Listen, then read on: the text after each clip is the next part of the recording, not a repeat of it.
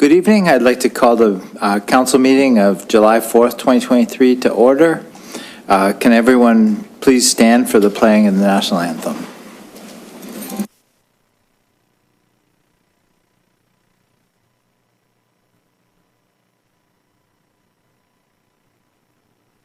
Oh, Canada, our home and native land, true patriot love in all of us command. Carton bras et porter le pays, il sait porter la croix. Ton histoire est une épopée des plus brillants exploits. God keep our land glorious and free. Oh, Canada, we stand on guard for thee. Oh, Canada, we stand on guard for thee.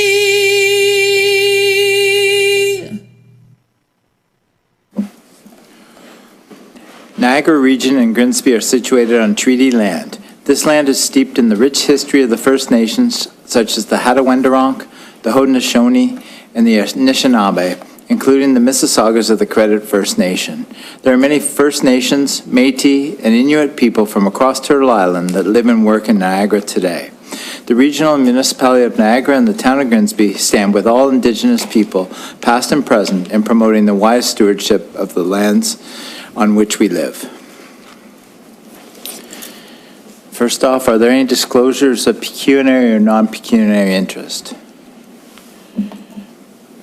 Seeing none, I need a mover and seconder for approval of the agenda. Moved by Councillor Frake, second by Councillor Korstanji. Moved by Councillor Frake, second by Councillor Korstanji. Resolved that the July 4th, 2023 council meeting agenda be approved. All in favor? That's carried. Need a mover and seconder to receive the regional transit. Moved by Councillor Frake, second by Councillor Davoli.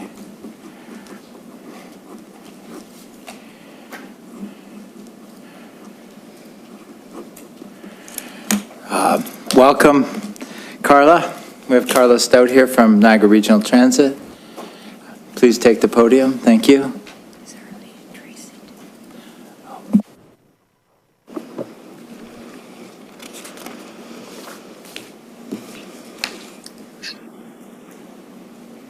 Just making sure that I'm being picked up. Good? Great. Thank you, Mayor Jordan and members of council for asking me to come and do a brief presentation on an update, I guess, as to where we're at with the Niagara Transit Commission and the Niagara Region Transit. I guess what I'm here to do is to just provide you with an overall update on what's happened since the May 2022 establishment of the Niagara Transit Commission. Some of the great work that we've managed to do so far in getting to our January 1st day one launch, and some of the work that's ongoing, not only at the staff level, but at the board level, as well as what we'd like to complete in the year 2023. So I guess we'll start where it started. Obviously, this amalgamation of transit services across Niagara was years in the making. Anecdotally, I think my first IMT meeting with regards to intermunicipal transit provision was in 2006. So if that gives you any indication how long we've been sitting around tables talking about, wouldn't it be a great idea? That's how long it took us to get to 2022. But the IMT services themselves were started as a pilot project by the Region of Niagara in 2011. And then a number of working groups started working towards the idea of putting together a triple majority opportunity for the councils across Niagara to install regional transit across the region. That included the IMT working group, which was really all of the transit partners, the transit commissions, the cities that were providing regular transit, on-demand, specialized transit. So they were working together as staff behind the scenes, while the Linking Niagara Transit Committee at the CAO and mayor level was working at the political level to bring forward a triple majority vote in 2022. The triple majority actually was approved in December 2021, and the Niagara Transit Commission was established by regional bylaw in May 2022. So from May 2022, the mandate was to get us up, to get us operational, and to roll us out on January 1st, 2023. No mean feat. So there were a number of key objectives that were identified in the GM's work plan. I was hired in July of 2022. I bring over 25 years of municipal experience here in Niagara, and in particular, just about 20 years of transit experience, not only at the small contracted level for on-demand or specialized level shuttle service, but also conventional service. But I really started in July, and this was our Getting to January 1 plan. So we had a number of board decision points around people development, priority on our riders preparing for day one, January 1, our capital and operating budgets that had to be worked out and delivered, and standing up the actual spine of the NTC to get us ready for day one rollout. So what was accomplished from July to September 2022? We did manage to harmonize our fares and standardize the technologies on board all of our fleets. The interim Niagara Region Transit, or the NRT branding, was approved by the board. Our policies, our bylaws were operational and adopted. Myself, I was hired and my work plan was approved by the board. The headquarters for the NTC was chosen, and that is the St. Catharines Transit Commission, formerly on 1st Street Louth in St. Catharines. An organizational chart was created for the entirety of the organization, which has just roughly at this point about 430 employees, and the shared services proposal was approved. In October to December, we hired our non-union team of 60 plus, both existing and new transit professionals. The Ministry of Transportation's ISIP application consolidating $72 million in capital funding was submitted and approved at the provincial level. Our Public Advisory Committee terms of reference were approved by the board. The municipal transfer agreement was finally signed December 16th, 2022, all in good time for our fleet and contracted services to transfer over to the NTC ownership on New Year's Eve, December 31st, 2022. And our 2023 budget was prepared and presented and approved at Regional Council. So we did launch on day one with the idea that our riders were our priority. And really what you're looking at is exactly what it was. What everybody could see above the water was the tip of the iceberg of what was actually going on behind the scenes in January. But we were really happy with, our number one priority was that our operations were uninterrupted. Riders didn't see anything different on December 31st than they did on January 2nd when we resumed normal operations after the holiday New Year's Day. We did get new mobile ticketing launched across Niagara. The transit app was updated to include all of the services, all the routes, all the schedules. We had an entire customer service staff coordinated for our conventional services. We launched our new phone number and our new website on the same day. So a little bit about what we look like now. Before we were many, now we are many together. We have an administration department that includes our corporate admin, our budgeting, commission board support, our PAC support, communications, governmental relations, and our local agency and stakeholders outreach. In transit operations, we have 5 large conventional bus services: Niagara Falls, Welland, St. Catharines, the Intermunicipal Transit, and the WeGo service in Niagara Falls. We connect to and from IMT, GO Train, bus, private coach, and WeGo. We have 85 local routes and 18 IMT routes. We provided 10 million rides in 2019, and we're currently tracking towards an 80% recovery rate, already halfway through 2023 in our ridership. We have 19 in our non-union team in operations and over 300 unionized ATU operators, including our driver trainers. In our planning and performance department, they take care of our strategic planning, our business performance, HR, customer experience, planning and scheduling, and specialty services, which is of note to the town of Grimsby, which includes our 5 specialized and our 4 on-demand contracts ongoing. And they provide the management both in-house and for the contracted services. All contracts and agreements, including UPass arrangements with Brock University and Niagara College, are handled with our P&P. Information technology is handled by 33 of our non-union team and ATU specialty service operators. So those are your on-demand, in-house, and your specialized transit operators.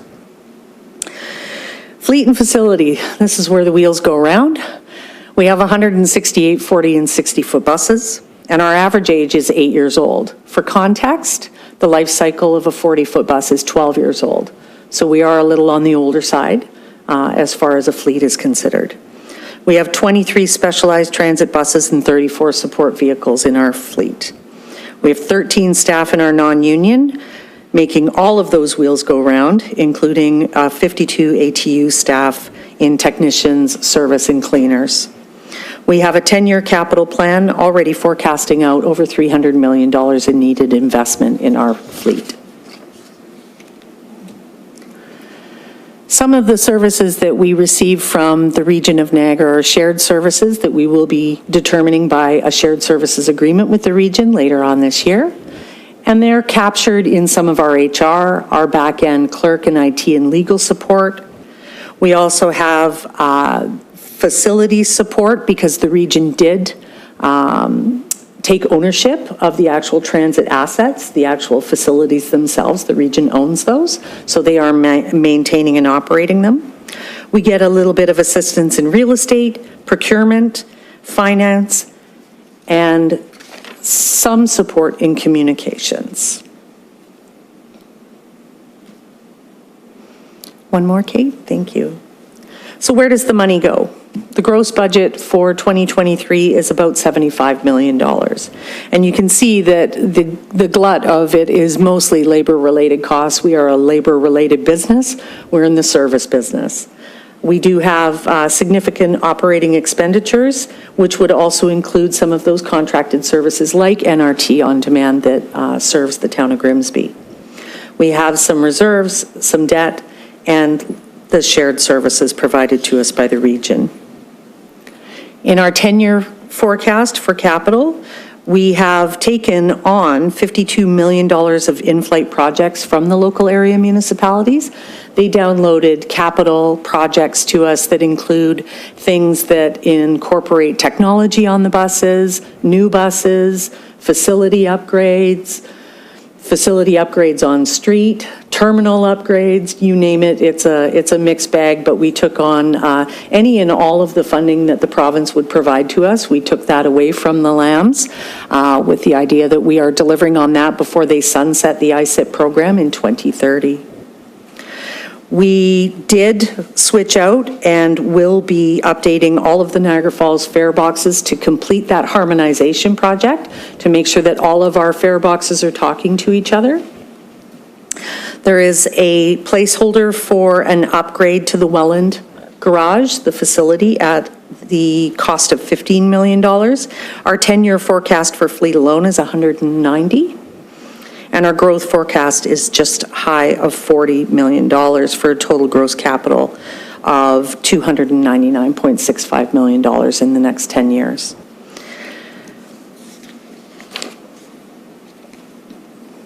So what's on the plan now? So Councillor Freak will tell you that a lot is on the plan now. He's seen this document, and we've had a look at this at the board level, and they understand that there is a lot to do, not only in getting us to day one, but getting us through year one. In people development and in our priority on riders, creating and completing a myriad of strategic reviews, and through the next 2 to 5 years of budget development, standing up the NTC is going to be integral, as well as bringing us in a cost-effective manner across the region. In people development, we're working right now on a comprehensive human resources strategy.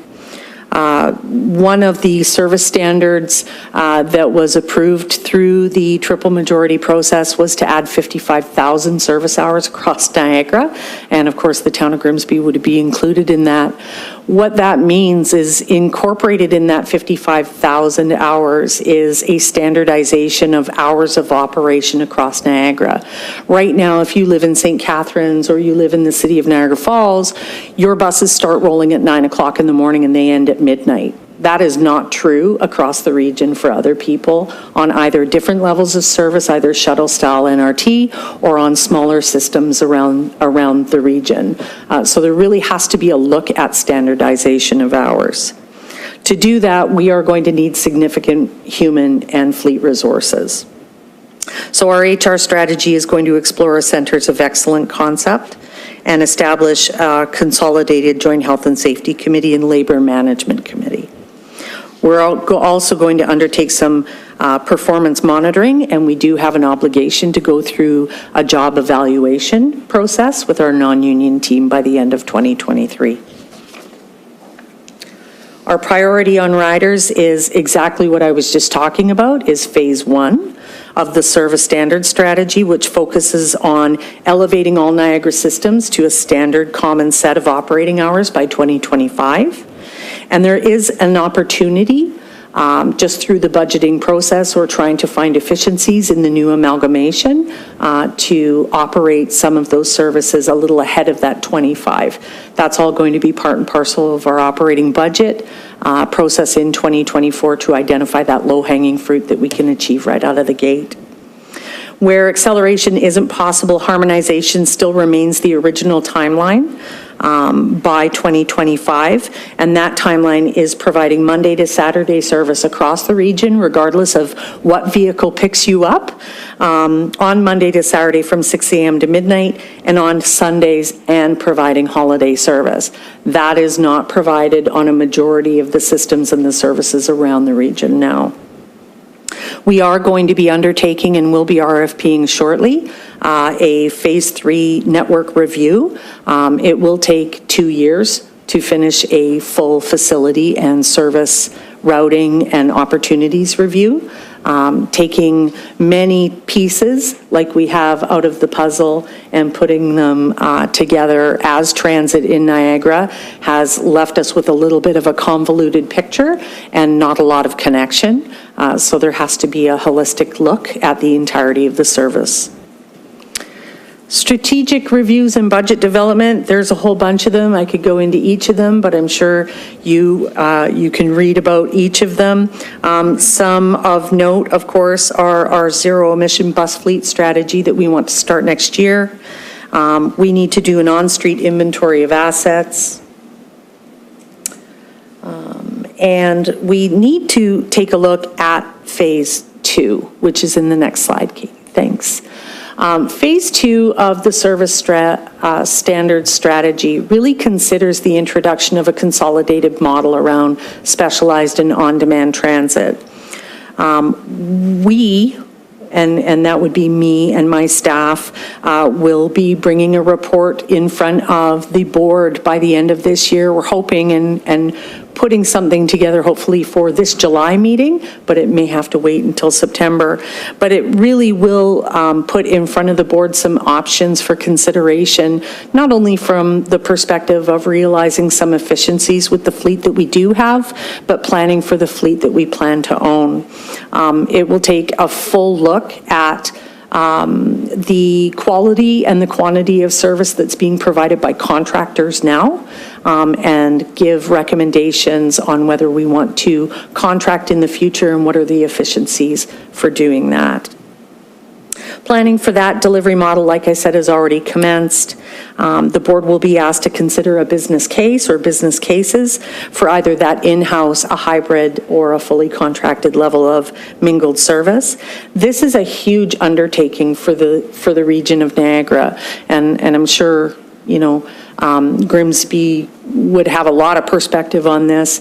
The NRT On Demand was rolled out by the region of Niagara as a pilot project. It remains what is considered a pilot project, so we have to come to some understanding as to whether that is going to be tendered or if it is going to be recommended that the board looks at an alternative service delivery. We're anticipating a full implementation no earlier than 2025. I don't know if anybody's had to go and buy a new car lately, but you can imagine what it's like trying to get your hands on a $150,000 accessible 26-foot cutaway in our supply chain woes now. They are taking up to about a year to receive. And we would likely be wanting that year to budget forward if the business case was to bring any of those services or those mingled services in-house. So where does the public get involved? Part of the establishment and under the establishing bylaw to create the Niagara Transit Commission was to create a public advisory committee. The terms of reference have been approved by the board. We will be asking the regional clerk to put out a call for appointees, and I believe that there is, we've got the total public interested party representatives there. You can take a look.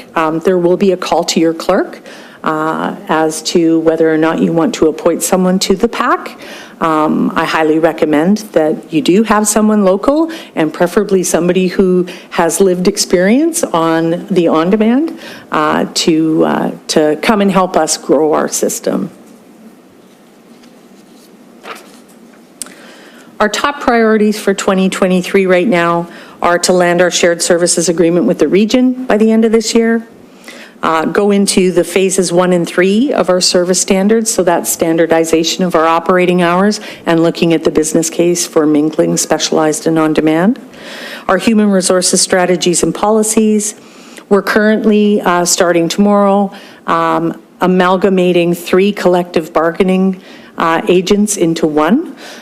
We are going to be negotiating a new collective agreement between 3 locals who have now organized themselves as the ATU Local 846, and we commence negotiations tomorrow.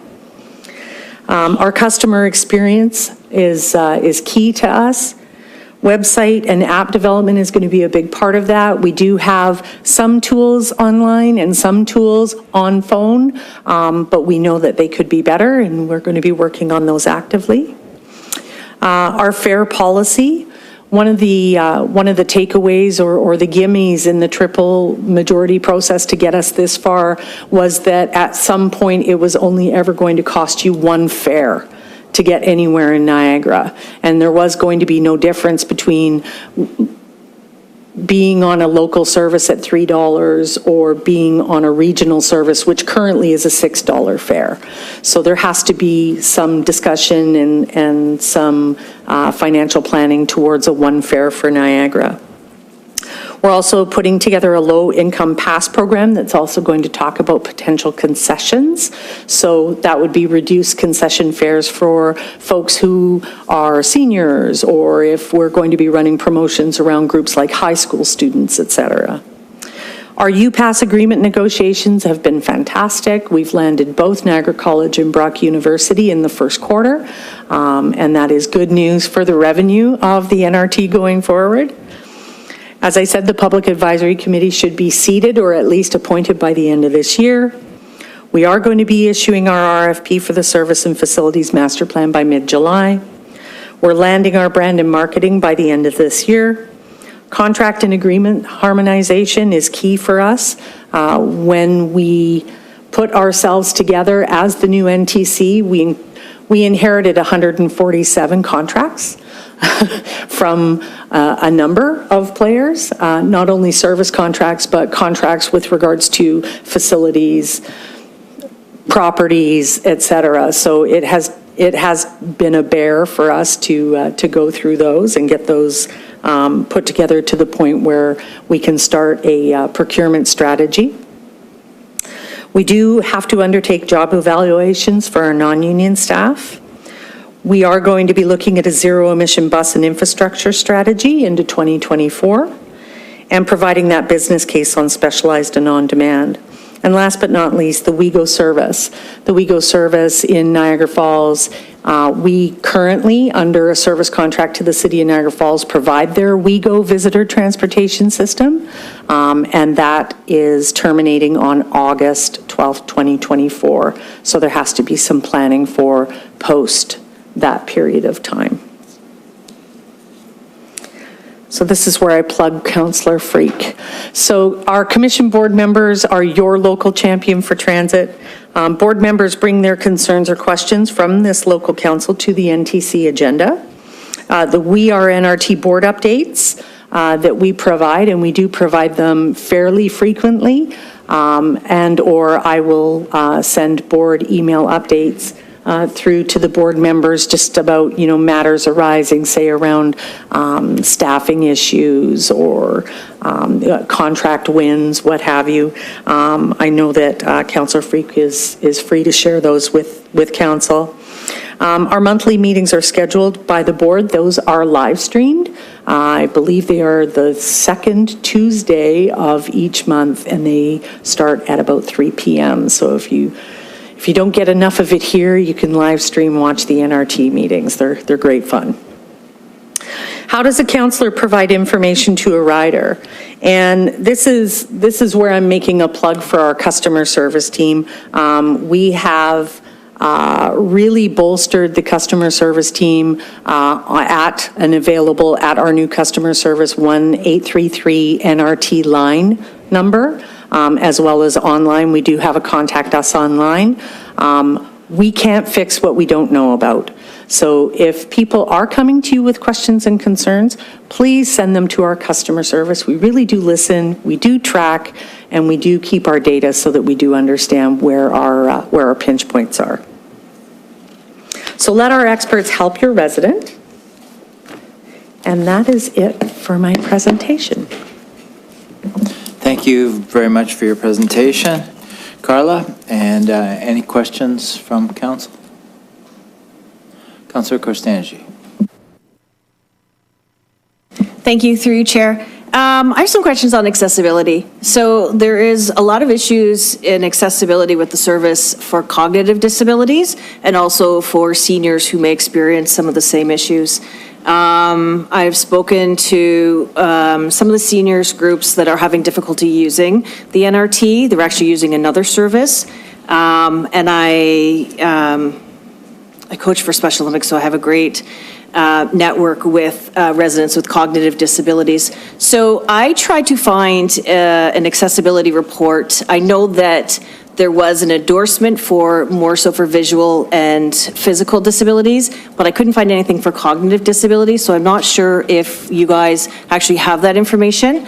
The other thing is, how much in the community have you reached out? I know that somebody spoke to maybe community living, but the residents that live at home might be using the service a little bit differently, so I, as a member of the public, haven't seen any sort of survey or anything. The other thing I'd like to know is, I know the TTC is in partnership with a accessibility app called Magnus Cards, and what it does is it teaches residents who use it, it assists them audio visually in their device to use the service. And they've actually gone to events where there's a large group of residents with cognitive disabilities and had them come on the buses and have the bus drivers experience it, but also teach them. Do you have plans to improve the accessibility? Yes. What I'll say about accessibility, so through the mayor to the councillor, what I'll say about accessibility is we inherited 5 in-house services, 4 contracted levels of service and 5 conventional services, and they all have different levels of accessibility, but they all serve different members of the public as well. The first 6 months of this service really has been standing up the organization. We are not at the place where we have a program like the TTC, who has the budget that the TTC has. What I will say about accessibility on demand is on-demand really kind of follows the level of accessibility that our conventional system does, and it is lacking, but it really is meant for folks who can use regular transit. The idea of commingling a specialized transit with the on-demand really meets the question mark of what you're asking me about is, folks who need a higher contact of customer care, either at the door or on the bus. I know that Niagara Specialized Transit is available here, but that is really only for crossing boundaries. Really, anybody who needs public transit in Grimsby right now, they only have NRT on demand, and the accessibility of the vans that are provided under contract is limited, as is the actual, the standard of accessibility on the service. So yes, there's all sorts of plans to increase our level of accessibility. Some of it is going to be in that phase 3 reporting to the board where we talk about mingling specialized and on-demand services so that you're kind of getting that 2-in-1 experience. And there has to be a ton of trip training around that. But we don't put the cart before the horse. We don't go out and offer a service that we don't have yet. Once we have a service like that, we would love to have our PAC organized, like our Public Advisory Committee, reaching out or reaching into the organization to identify the people that we can go to. Is it community living here in Grimsby? That's great. It might not be the same next door. So we're really going to be relying on the PAC to identify where we can do trip training, where we can do outreach, other than just radio ads at this point. Thanks. Thank you. Through you, Chair. I think that's fantastic. However, the program has been going on for well over a year. How long are we supposed to wait for service that able-bodied residents or, non-disabled residents have? And I understand we don't have a horse or a cart. So you have a human rights violation where you're not providing a service that we're actually paying for as well. So I appreciate, it takes time. I appreciate the consultation and stuff, but I mean, we've already been waiting over a year. It's going to be probably, once that process happens, another year. It really, to me, is not fair for the residents who need that service for work, for, activities and stuff like that. So I don't know what to tell you. It's disappointing, for sure. Councillor DeFlavio. Thank you, Mayor. Through you, I agree wholeheartedly with Councillor Cristangi. The majority of people in Grimsby who can drive have vehicles. So we're trying, a transit system in Grimsby would be for seniors who are not able to drive anymore, people who are not able to drive. And if we're not actually offering the service to people who have that need, the physical need, or to have that transportation provided, we're not really offering a service. First, thanks for your presentation. I was a little disappointed, I'm going to be frank with you, about the lack of Grimsby information in your presentation. It's a very Niagara-centric presentation, and I was hoping that would be a lot more data about Grimsby in the presentation. So, if there is more data that, wasn't appropriate to be part of this presentation because it was meant to be about Niagara Regional Transit as a whole, then I'd love to see it, ridership numbers, things like that. I know that those numbers are being collected. You said we're in the service business, which is an important statement, and the improvements to the call system is great. But what's being done? Are there specific initiatives or strategies in place to address the service gaps that we've experienced, to address call cancellations that have been experienced? And I'm speaking anecdotally, but I know that my own kids have experienced that. So, call cancellations 5 minutes before a pickup, for example, things like that occur. And I know it's on demand and I know it's a pilot, but if it's not reliable and people can't trust it to get to work, for example, which is going to be one of the major reasons why people would take a transit system, what's the point, I guess, what's being done at the top level to address those concerns, first of all, those kinds of gaps that are occurring, or service concerns, is my first question. Oh, through the mayor to you, Councillor. Included it with, and I think it's in your agenda package, after the general update that you were provided is your Grimsby-specific information. It's a backgrounder, it's 2 pages. It's provided to you on the ridership, the cost of, all of that kind of good information that you were looking for. What's being done, I think what you're referencing is we had an issue with the contract that we took over on January 1st with the contracted operator to the region that provides your NRT on demand, where they under-provided not only trip capacity, but fleet vehicles across the region. They had a problem with the entity that had leased them their vehicles, and they had rescinded vehicles, and that left them short. So yes, people were actually, having dropped trips, and there were, uncalled for cancellations, and we heard it loud and clear. One of the things that we immediately did was contact the contractor, and had them in our offices toot sweet, and a plan to help them with their fleet woes immediately and get everybody back on board, and then interceded in their fleet negotiations and got them back on the road to the number that was promised to each of the communities in the pilot project. What I will say is it has been 6 months since the NTC took over all of these levels of service, and I get that everybody wants us to fix it right now and fix it right away. The pilot project is older than 6 months. It's been around for a while, and it was delivered at a level that you would expect from a pilot project. You now expect a different level of service, and I understand that.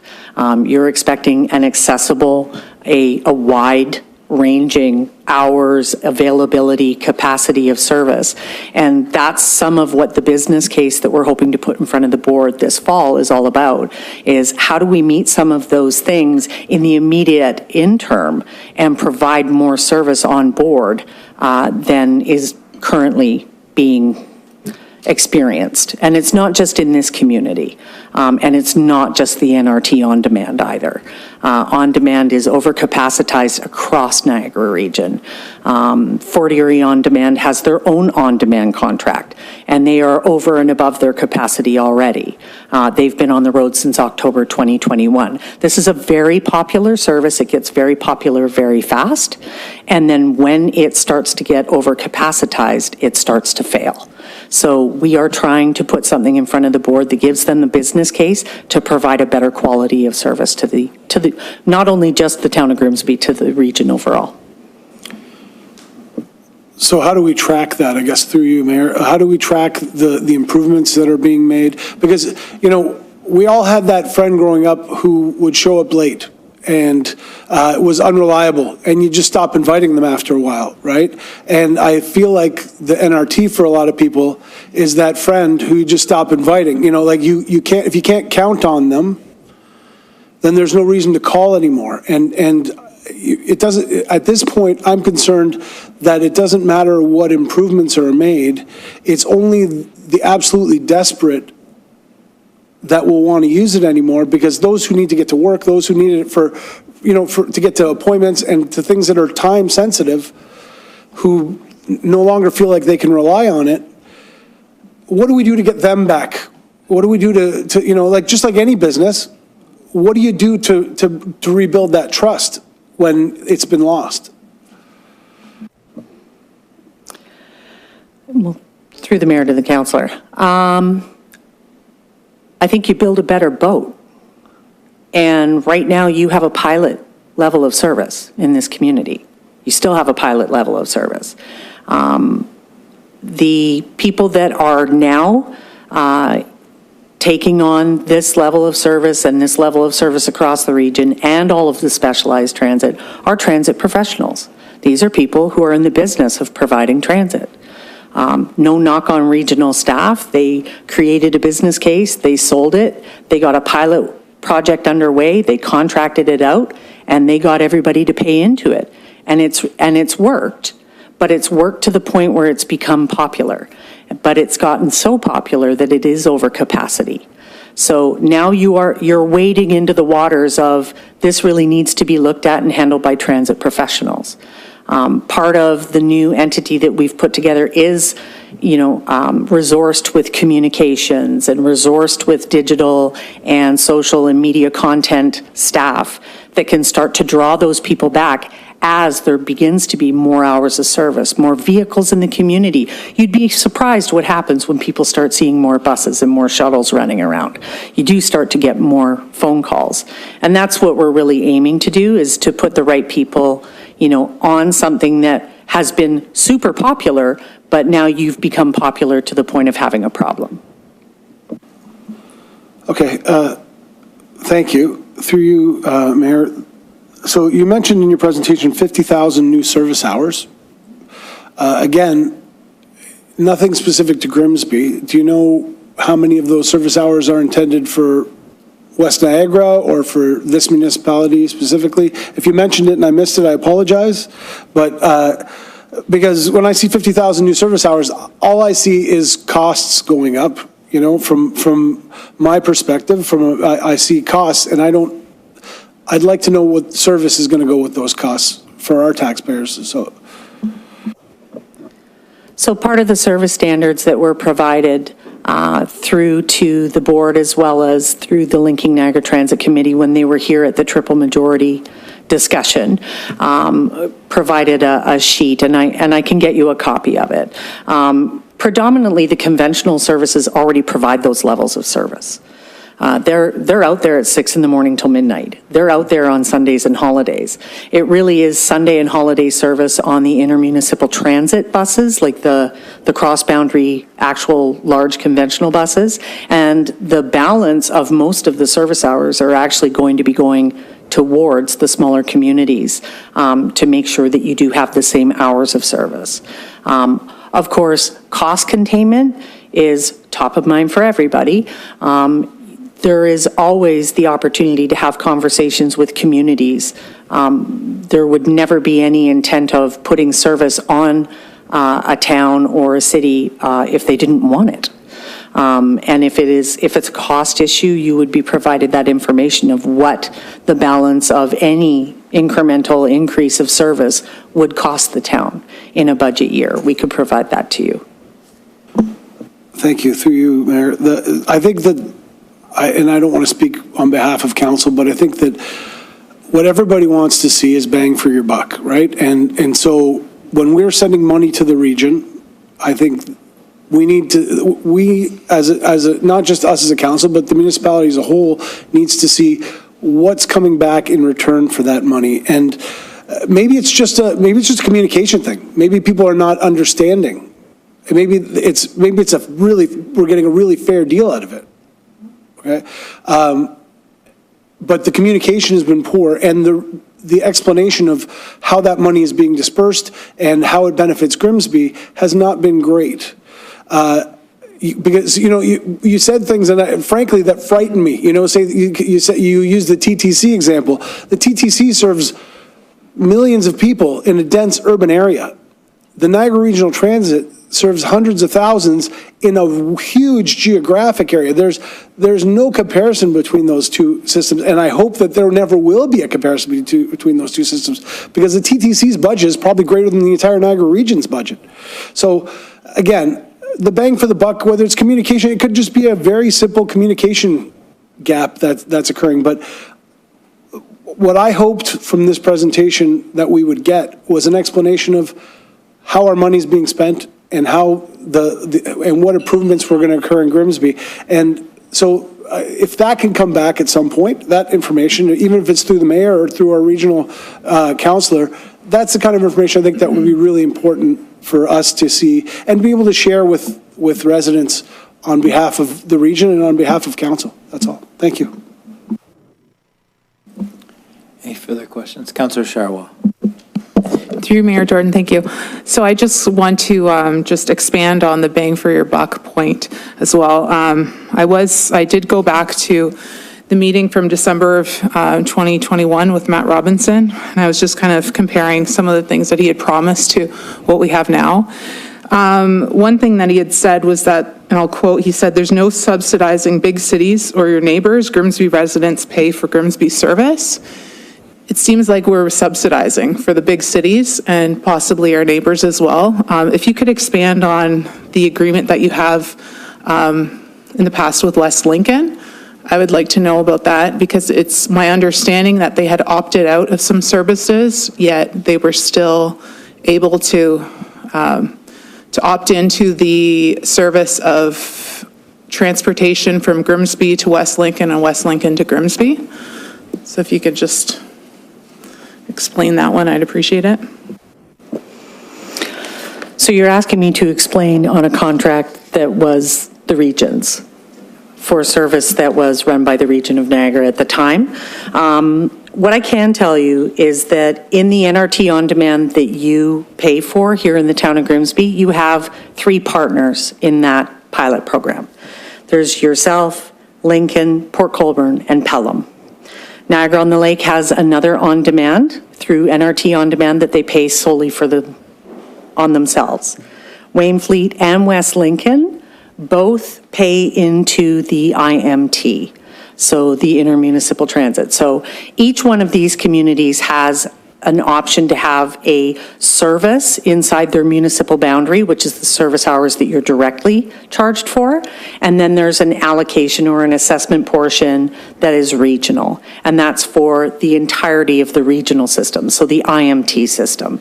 You are not subsidizing conventional routes in St. Catharines or Niagara Falls or Welland. I hope that helps.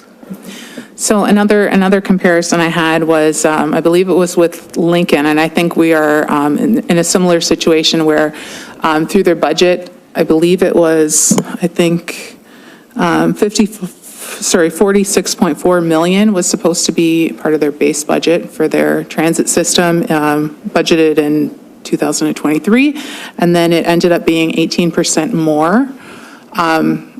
So my concern is that this is just going to be a continual increase that is far more than what we've been promised, and residents are expecting something. So it's very hard to pull the plug on something that people have been accustomed to, but yet don't necessarily understand that things are maybe, that we haven't necessarily gotten the service that we've been promised. So my understanding through the mayor to you, councillor, is that in the pilot project, it was each municipality in the 4 of you, which is Grimsby, Lincoln, Port Colborne, and Pelham, you each paid a flat fee of $250,000 to have this service in your community. And that was for the pilot program period up to and including 2022. In 2023, the actual cost of delivering the service had to be realized because they were uploading it to a brand new entity. They were uploading it to an ABC board, right, the commission. So they couldn't hold it down and subsidize it with regional dollars anymore. They actually had to develop what the actual cost of service was. And in your case, and in the backgrounder that I provided, but in your case, that meant that there was a nominal increase. So your $250,000 flat fee in 2022 went up to $407,000 based on this is the actual cost of the contract, and if you carve it up 4 ways, that's what everybody has to pay now. So that was an increase. So that would be exactly what would happen to Lincoln, Port Colborne, anybody who was actually in that pilot project. In the backgrounder that I've given you, I believe what the town of Grimsby is paying now is you're paying that $400,000+ based on your service hours, and your regional IMT allocation actually fairly stayed flat at about $1.2 million. So you did have an increase of about $195,000 overall in the budget year for 2023. But if you actually look at the cost of service for the entirety of the contract and you devote to the other counselor's point about who's using what, or how much are we using, or how much it's going to actually cost, Grimsby is the heaviest user of that program. So there's actually a disparity between other communities paying that $407,000, and they're getting less service than Grimsby is using. So the idea in 2024 is to take a business case in front of the board that identifies opportunities to realize efficiencies to hopefully increase service and find those efficiencies to bring down the cost of service. It's never going to cost you $250,000 again, but we are aiming to keep the costs as low as we possibly can. Can I continue still? Okay. So just a few points with just customer service.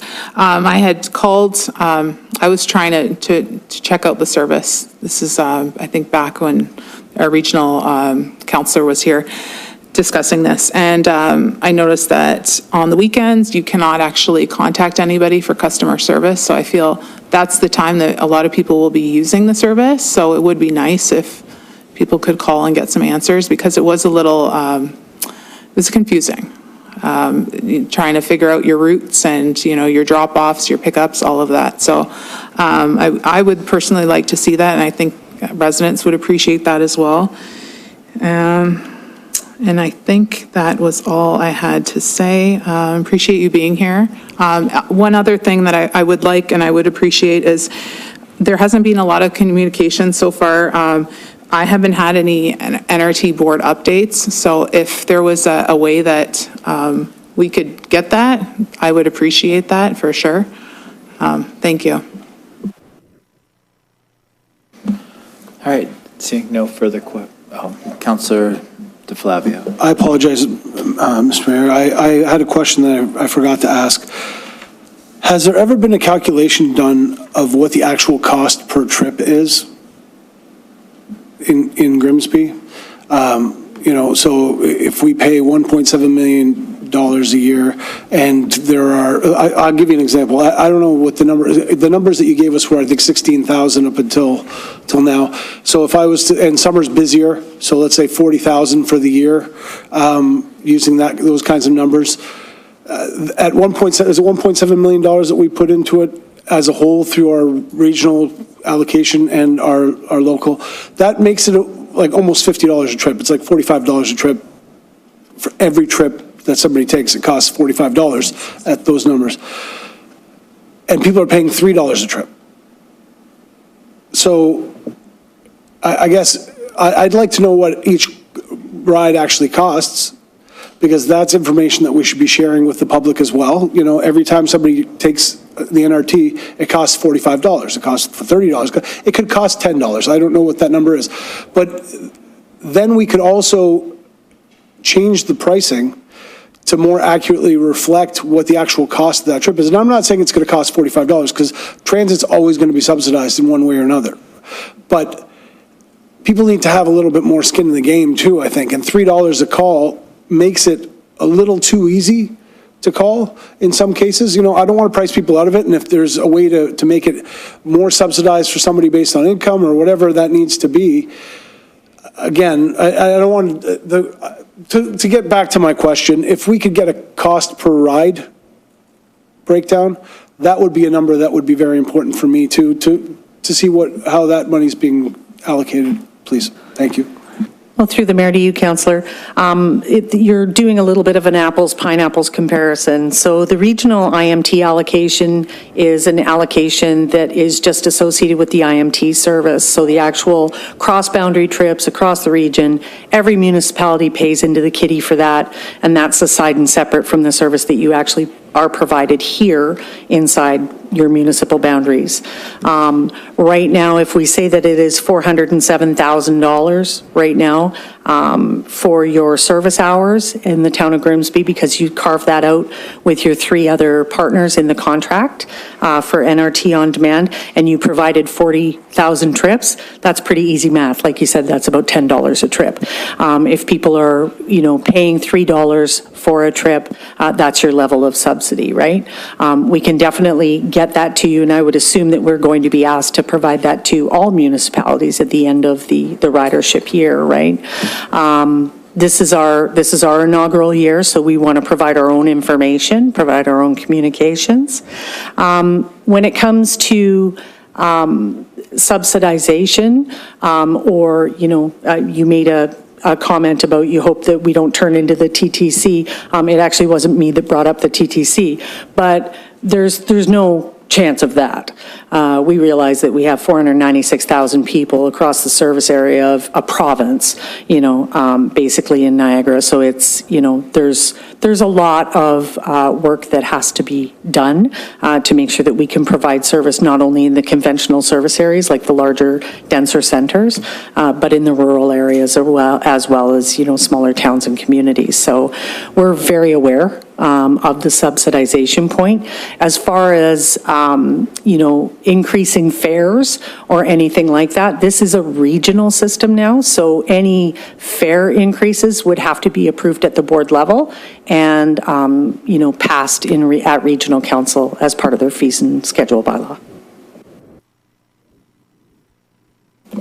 Seeing no further questions, thank you very much for your presentation, Carla, and thank you for all the information you gave both in your presentation and answering questions. Moved by Councillor Frake, second by Councillor Devoldy. Resolved that the presentation from Niagara Regional Transit be received. All in favor? That's carried. All right, now we move to subcommittee or standing committee chair reports. Councillor Frake, Corporate Services.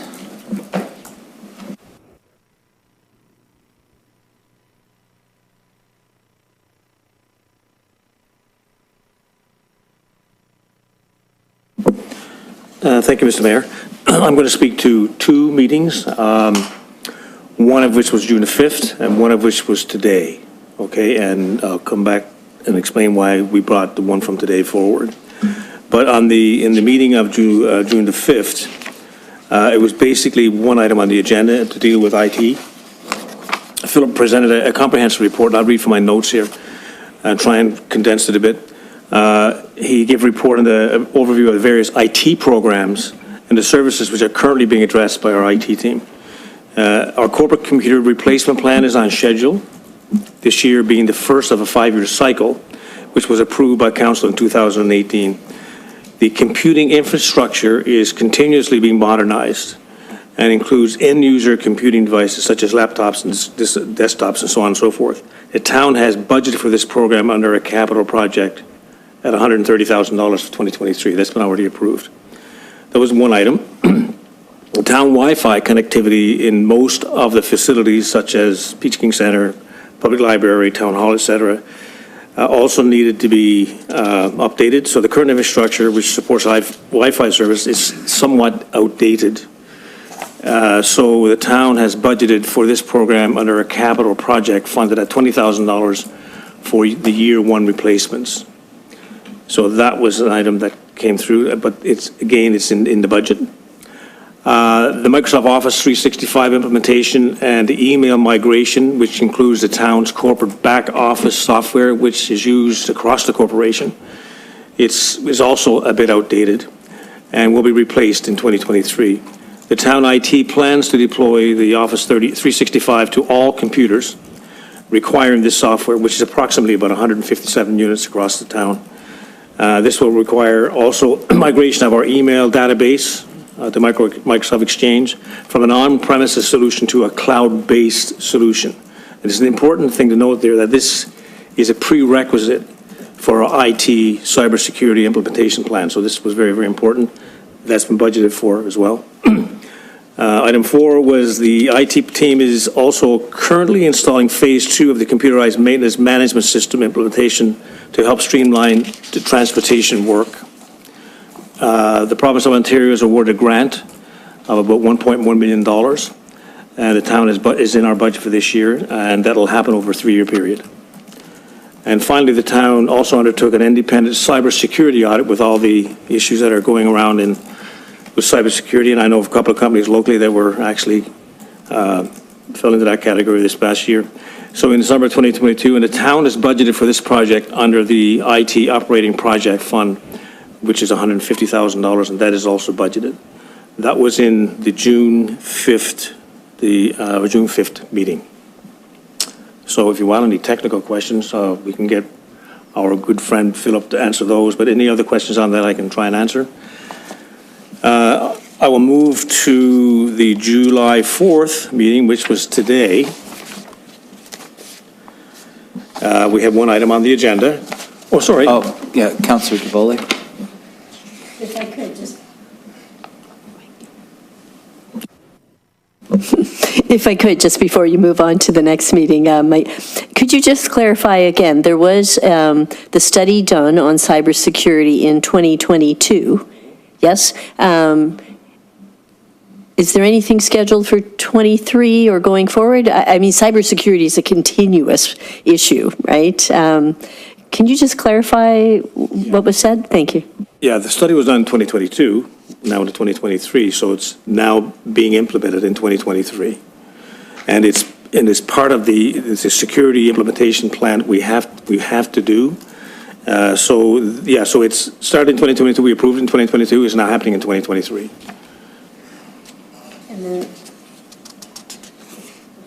I'm sorry.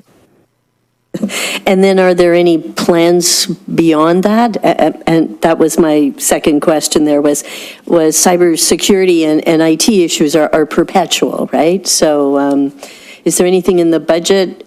The budget for 23 is about implementation, but is there anything further being studied going forward or envisioned going forward? Well, it is an ongoing, it's monitored an ongoing process. IT cybersecurity is something that changes almost every day. So yes, there's a plan in place, and that will ever always be changing and always be something we need to update. And we could probably get a report on this every month, and it'll change. So yes, the answer is yes, it is changing, and it is being monitored by our IT department. Did you want to say something about that? Yeah, I just think I'd like to add that our IT department is vigilantly monitoring cybersecurity as it evolves on a hour-to-hour basis, more than a day-to-day basis. So they are constantly on top of every security threat, whether real or imagined. So it's something that they never stop, and all our IT department is vigilant in maintaining that eye on the ball, so to speak. So I feel very confident with them. Just to add to that, I've assumed that everybody around the table has done their IT training. So in that training program, you will also get a pretty good view of how this happens, and changes from minute to minute. You open your email, you could be hacked as quickly as that. So yes, this is a constant monitoring process. It is constant, 24 hours a day, 7 days a week, every hour of the day, every minute of the day. But if you haven't done the training process, then you should do it, and you would learn a lot more about how this works.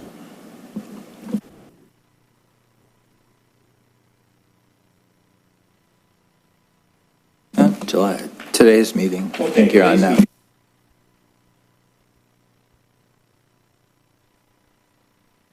We thought the subject was pretty important and needed to be addressed very quickly. So we thought that as a committee that we'd be responsible and bring it forward a month earlier rather than wait till the next council meeting, which is going to be a month from now.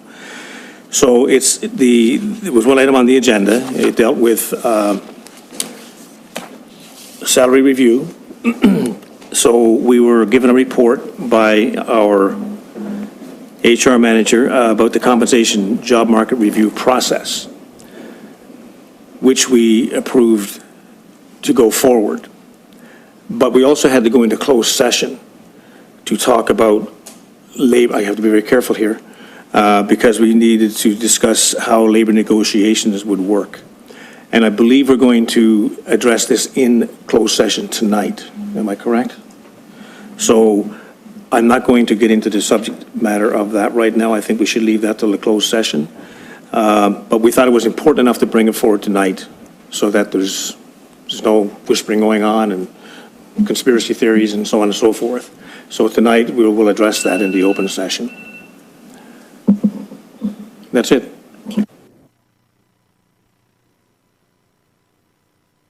Oh, sorry. There was one more update from Philip, and that was to deal with cellular streamlining technology. And, you know, in the town here, most of our facilities, it's terrible service.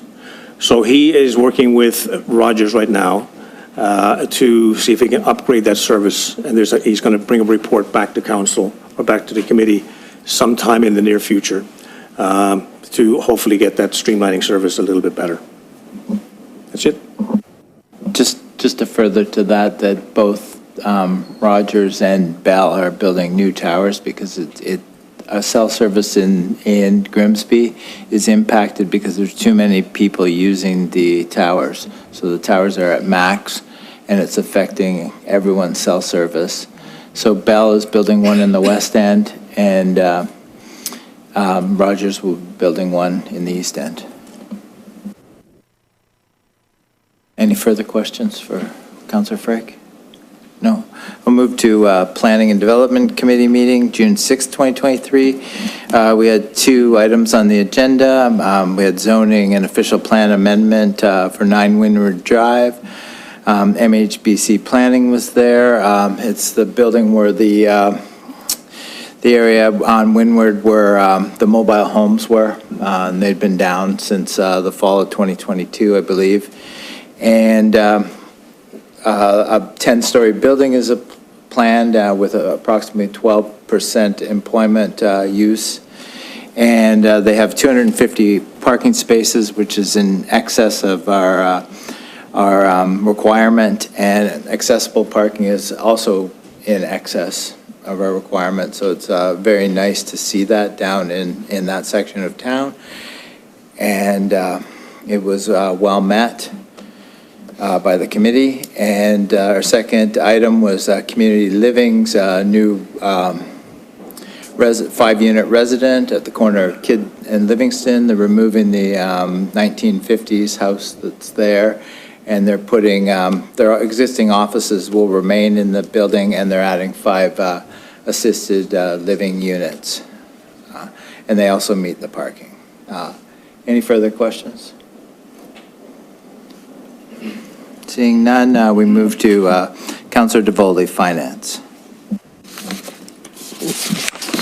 Thank you. The Finance Committee had their second official meeting on June 15th and covered a few issues there.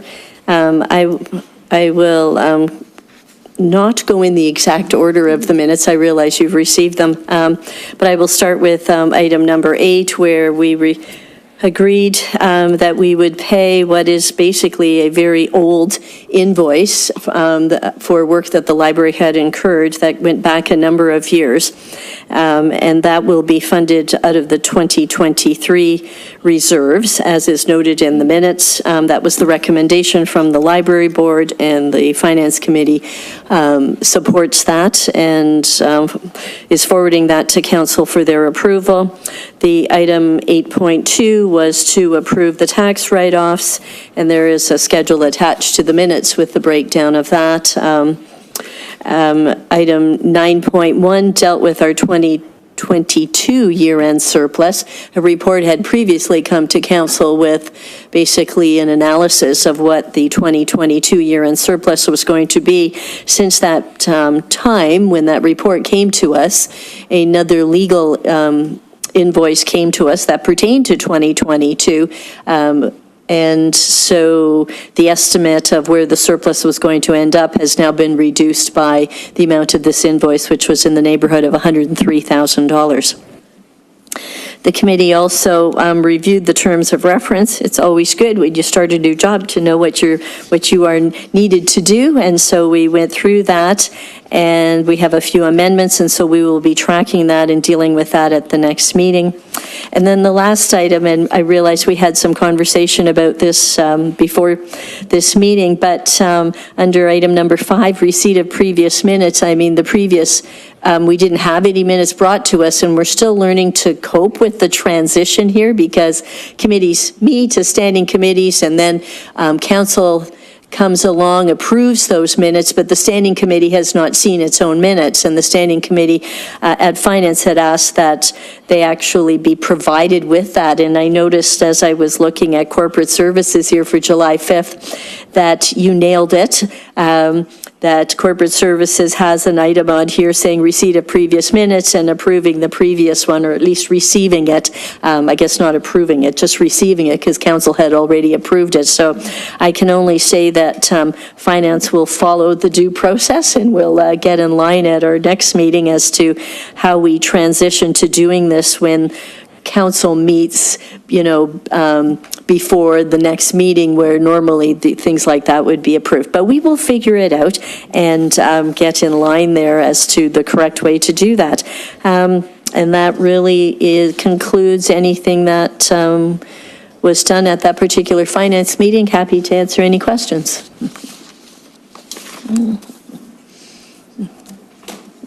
Seeing no questions, we move to Councillor Charwa, Community Services Committee, June 22nd, 2023. Through you, Mayor Jordan, thank you. So at this meeting, we had 4 delegations presentations, so we were just receiving for information, no voting on anything. So the first presentation was from the Niagara Peninsula Conservation Authority, speaking about Beamer Memorial Conservation Area. They had received a grant through the Canadian Community Revitalization Fund to improve parking and entrance access. So the presentation was mainly about day use data enhancement projects, and they presented 2 design concepts for enhancement of the Beamer Conservation Area. The first design, I won't get into the specifics, but it's using some green space to expand the parking lot, 25 parking spaces, and a roundabout, adding a roundabout in a wetland area. So this one is the lower impact of the 2 design concepts. Again, you'll hear about this more later. So that was the first design concept. And then the second one was, instead of 25 parking spaces, it's 50 parking spaces in a slightly different area. Again, a roundabout, wetland area. This design concept will need to remove some trees, and there's more impact, but they feel that the parking is needed just because there's so much use in that area. So right now, their phase right now is that they're seeking community engagement, funding, permits, and then they're going to finalize the concept. 2024, they'll complete the project, and then 2025, they're looking at enhancing the site with more wayfinding and signage. So that was the first one. Second presentation was from SEMA Plus, and it dealt with the Recreational Trails Master Plan update. So in June of last year, the past council had requested that the Recreational Trails Plan team review the feasibility of a dedicated east to west trail corridor along the CN Rail Corridor. So they've been seeking working on, additional technical work and engagement with stakeholders was undertaken. An east to west spine trail has been identified where feasible, with a focus on off-road where possible. So at this time, CN Rail Corridor wasn't feasible, but they're working on finding strong trail spines that are off-road as much as possible and recreational, and linking major destinations with the town. So there were several options that they identified in maps, which you can find online. Very difficult to read that way, but they did provide the large maps that you can access the town and have a look at for your own information. It's a lot easier to understand. So these These trails there's urban, off-road, on-road, and the projects range from high priority, medium priority to quick wins. The shorter term projects are 0 to 5 years. The longer term projects are 15 years. We have. So there are a huge range in costs, and we will hear more about that at a later date. Right now, they're also seeking more engagement, and there'll be a final presentation at council in the fall of 2023. Third presentation was from a resident, David Kelly, and he spoke about the possibility of having a stairway constructed at the base Centennial Park near the baseball diamonds. So he had brought forward his ideas and a petition where 527 signatures from local residents were signed in support of this. And then the fourth delegation was the Bruce Trail Conservancy, spoke about the recreational trails master plan update. They discussed in 2030, the strategy was to urgently protect land and enhance the Bruce Trail experience. And with that, they said that they support the stairs on the Bruce Trail and additional connections to the escarpment, and they'd be happy to support the town in any way they can to help make this happen. So that was it, pretty much in a nutshell. We'll hear more of these, probably in the fall of 2023. Thank you.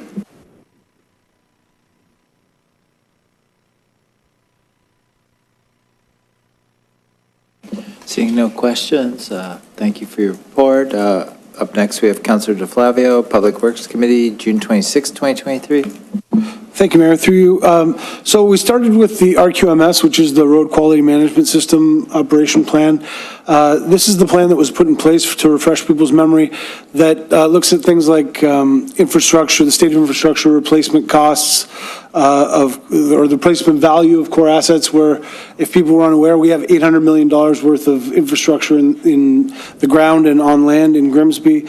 Levels of service, risk management, life cycle management strategies. So, for example, how often does something need to be replaced? What is the cost of that replacement? What is our plan to replace that over time? The one that would come to mind for most of us is we've been replacing water mains for the last 25 years or 20 years or so. That's one of those things that, has to be replaced. If you think of everything that Grimsby owns that's in the ground or above ground, it's hundreds of millions of dollars, and all of that eventually needs to be replaced and maintained, and all of those things. This quality management system looks at that as a whole and what is being done on the small scale and the large scale to replace those things and to monitor those things. Next, we dealt with parking restrictions in the McNabb Redwood neighborhood, which is near the hospital, to again refresh people's memories. Governor's Road, Redwood Drive, McNabb and Nassau Drive. There were lots of issues related to people parking on the street because of the issues at the hospital. Staff looked at it as a whole and came up with a plan where they restricted parking in certain areas, left some on-street parking for residents in other areas. I think it's a good balance between the two. What they've found, there's no perfect solution, I don't think, in this situation. The concern is always when you restrict parking that you're just pushing the problem to the next neighborhood over. Again, there's not going to be a perfect solution, but they tried to find a solution that was good for both residents and for the town as a whole. So it's going to restrict parking on Redwood Drive and McNabb Drive on certain sides of the road. Next, we dealt with the assumption of municipal services in the Westbrook subdivision, which is the subdivision in the west end of Grimsby where the Westbrook nurseries used to be, between Livingston and Main Street, just west of Garden Drive. The assumption of municipal services is just a kind of a housekeeping thing. When the developer reaches a point where they've satisfied all of the requirements by the municipality as far as, building sidewalks, putting sewers and water in the ground and all of those things, the town has a holdback. It's not an actual holdback. It's a letter of credit that we hold that needs to be released so that back to the developer. That's what's being done here. There was a petition on Roberts Road from residents of Roberts Road and adjacent residents, streets, regarding speeding on Roberts Road and other issues, concerns that they had on Roberts Road. There was a lot in that petition regarding, potential speed humps and other things that they suggested. Staff is looking at it. I will remind people that Roberts Road is part of the pilot project. It was last year and again this year of the speed project. There are currently bollards on Roberts Road, speed signs in the middle of the road meant to slow traffic down. Staff is continuing to bring in data on Roberts Road, and hopefully any decision that we make on Roberts will be a data-based decision and not based just on concerns that people have. Of course, we always consider people's concerns, but we want to make all of our decisions based on what we actually know after we've gathered data from multiple seasons. There were inquiries about updates and background information, specifically the Downtown Reimagined project and the parking management study.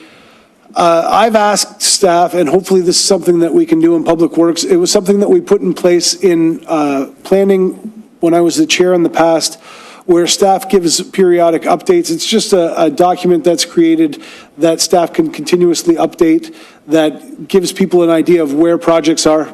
This project is out to tender, this project is coming in 2024. Just a general kind of overview of all the Public Works projects, the same that we have in planning, for those who are familiar with the one in planning, that says, this project is awaiting final approval. We still haven't received all of the documents for this project in planning.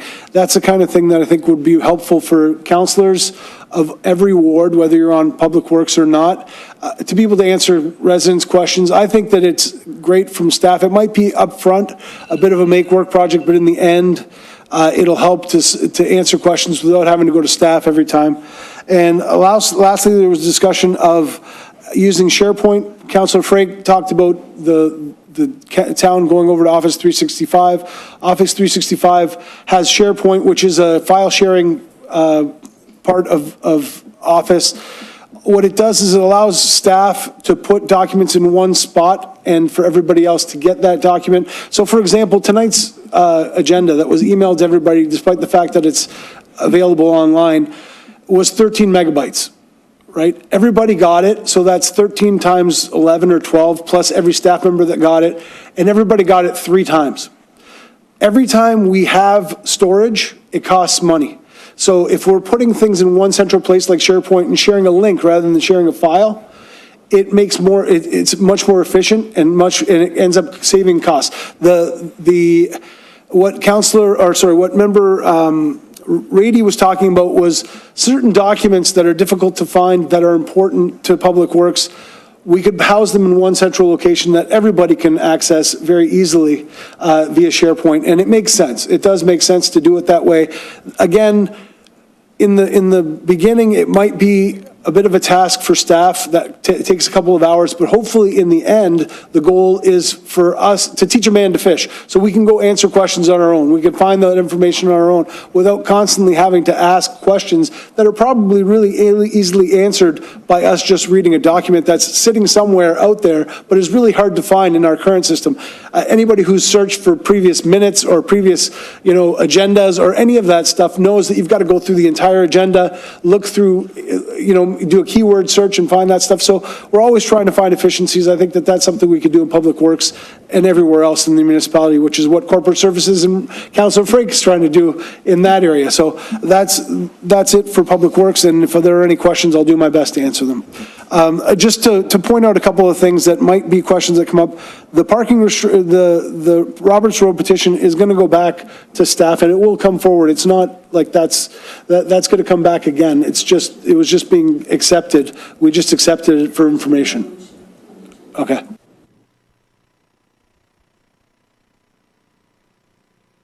All right, seeing no questions for Councillor DeFlavio, thank you for your update. Now we move to number 6, adoption of the previous minutes, Corporate Services Committee. All right. Yeah, we'll get a mover and seconder, and then so a mover and seconder for the adoption of the minutes. Councillor DeFlavio, seconder. Councillor Frake. Councillor Vardy, you'd like to lift I'd like to lift 8.7. Public Works. Public Works Committee for separate which item?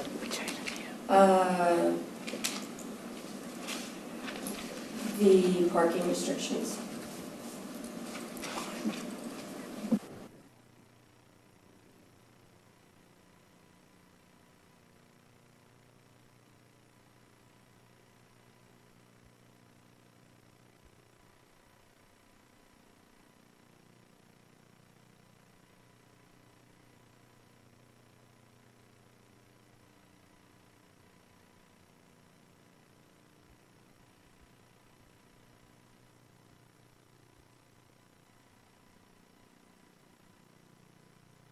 Just a quick question about procedure. That's a bylaw, right? That's going to be, that's at the end of the agenda? Should we be lifting that as a discussion at the end or as a part of these minutes? I'm just, okay, thank you. I just wasn't sure because at the end, we end up passing all these bylaws and it's one of those bylaws that we're passing. So, yeah, I guess we won't be discussing it at the end.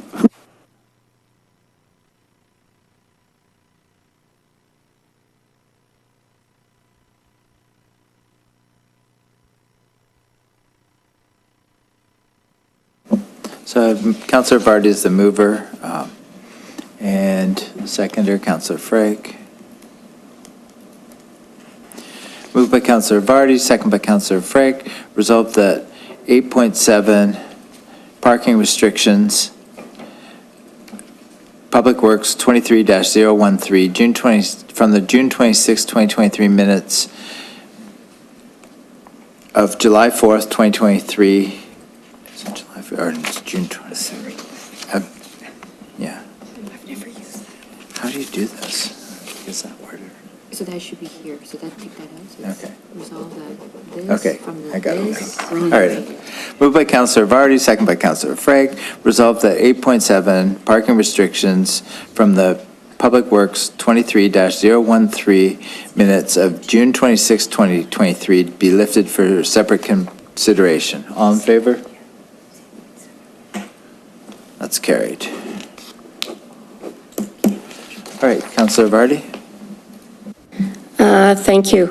In looking at the parking restrictions bylaw update, DPW 2316, which was presented to the Public Works Committee, I just want to draw your attention to the comments of the residents. And given that I know that area quite intimately, there's sort of two main problem areas. One problem is the area between Governors and a stretch of McNabb. And McNabb's a funny street because it kind of goes winding all which ways. But the first part of McNabb from Governors of maybe max 50, 60 meters, there is a real issue there with parking. The other place where I've received lots of comments are on Redwood from Nels to the end of McNabb. So McNabb goes from Redwood to Governors in a kind of windy way. But there's only really two sections of McNabb where the parking is really a problem. So in looking at the report and the comments that residents provided when Public Works went out and solicited comments from residents, they said, well, they didn't like the one-sided layout because it could increase the volume of cars on their side of the road. Okay. Concerns that restricting to one side will reduce the availability for residents to have parking for visitors. Residents would prefer time of day restrictions to prohibit parking during the daytime, Monday to Friday, and no parking restrictions at night or on the weekend. And then going on, parking restrictions are only required on a small portion of McNabb, and as I said, a portion of Redwood. And residents feel that the additional parking restrictions are excessive. So I think here, it's really time to listen to residents and what they're saying. And while I appreciate that Public Works has gone and done this survey, I think that what's being proposed here really is excessive. I think restrictions, as they've proposed them, Monday to Friday, and with a time limit 8 to 4, would be far more in keeping with what the residents want, what they've stated they want, and what will address the problem that we're just trying to address. So I would like this to go back to Public Works so that when they do their bylaw, they incorporate just that added little bit, Monday to Friday, 8 to 4, so that we're actually giving residents what they want, and we're addressing the problem, and we're not going in for some kind of overkill. So, and I can tell you, I get calls all the time about this issue. The only time people call me is about parking and speeding.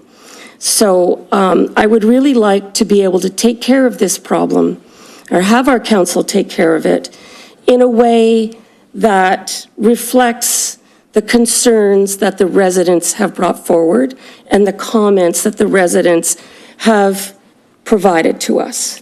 So I don't know if anyone has any other questions or how they feel about that, or if they want to ask me anything.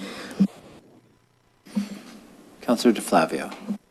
Thank you, Mayor. Through you, I'm fine with sending it back to Public Works. I agree. It is, you want it to reflect what people actually want. I think our staff did a really good job in trying to get that. We didn't get a lot of feedback. I think, there were like 110 surveys sent out. So they did their best to kind of put together what they could. But I agree. If the problem is a daytime, weekday problem, then it should be a daytime, weekday solution. And, if that means sending it back to staff and asking for that and asking that the bylaw reflects that, then I support that wholeheartedly. So, yeah, I don't know if we need a mover and a seconder to bring that back to Public Works. I think Councillor Howe brought that up too. He was afraid that people wouldn't have the ability to park in front of their own homes.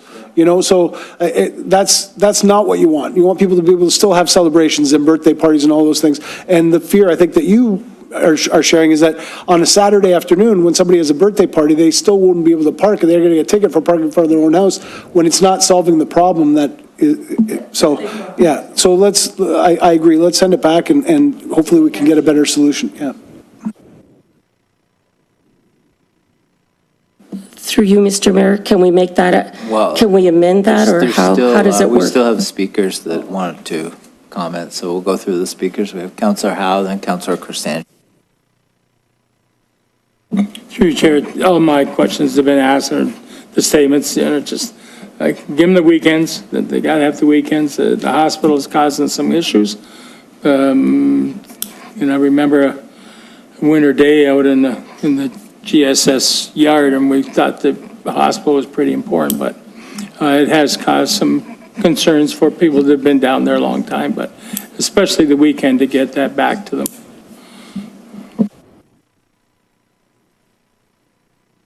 Councillor Kristangi.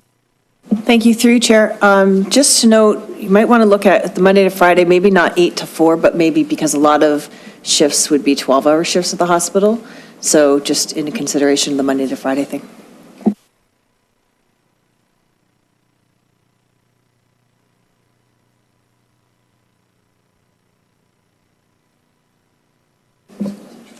All right, so what we have here is a referral motion moved by Councillor Vardy, second by Councillor Frake, that item 8.2 PW 20 from or PW 23013 be referred back to staff to better reflect what the residents want and need. All in favor? Mr. Mayor, if we could make it more specific and specify restrictions only Monday to Friday with a time of use to be determined by staff. All right, so the clerk will massage it and get it correct. All right? So Thank you, Mr. Mayor. All in favor? That's carried. Unanimously.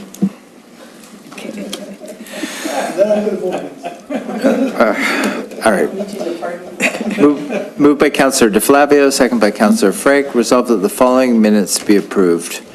Corporate Service Committee from June 5th, 2023. Council from June 5th, 2023. Planning and Development Committee, June 6th, 2023. Finance Committee, June 15th, 2023 as amended. Special Counsel, June 20th, 2023. Community Services Committee, June 22nd, 2023. And Public Works Committee, June 26th, 2023 as amended. And Corporate Services Committee, July 4th, 2023. All in favor? That's carried. Now we move to number 9, council endorsement package. Need a mover and seconder for Grimsby Heritage Advisory Committee. Moved by Councillor Howe, second by Councillor Vardy. Any discussion? Moved by Councillor Howe, second by Councillor Vardy. Resolved that the Grimsby Heritage Advisory Committee council endorsement package be approved. All in favor? That's carried. Now we move to receipt of board minutes for Grimsby Public Library Board, Grimsby Heritage Advisory Committee, and Committee of Adjustment. I need a mover and seconder. Moved by Councillor Korsanji, second by Councillor Frake.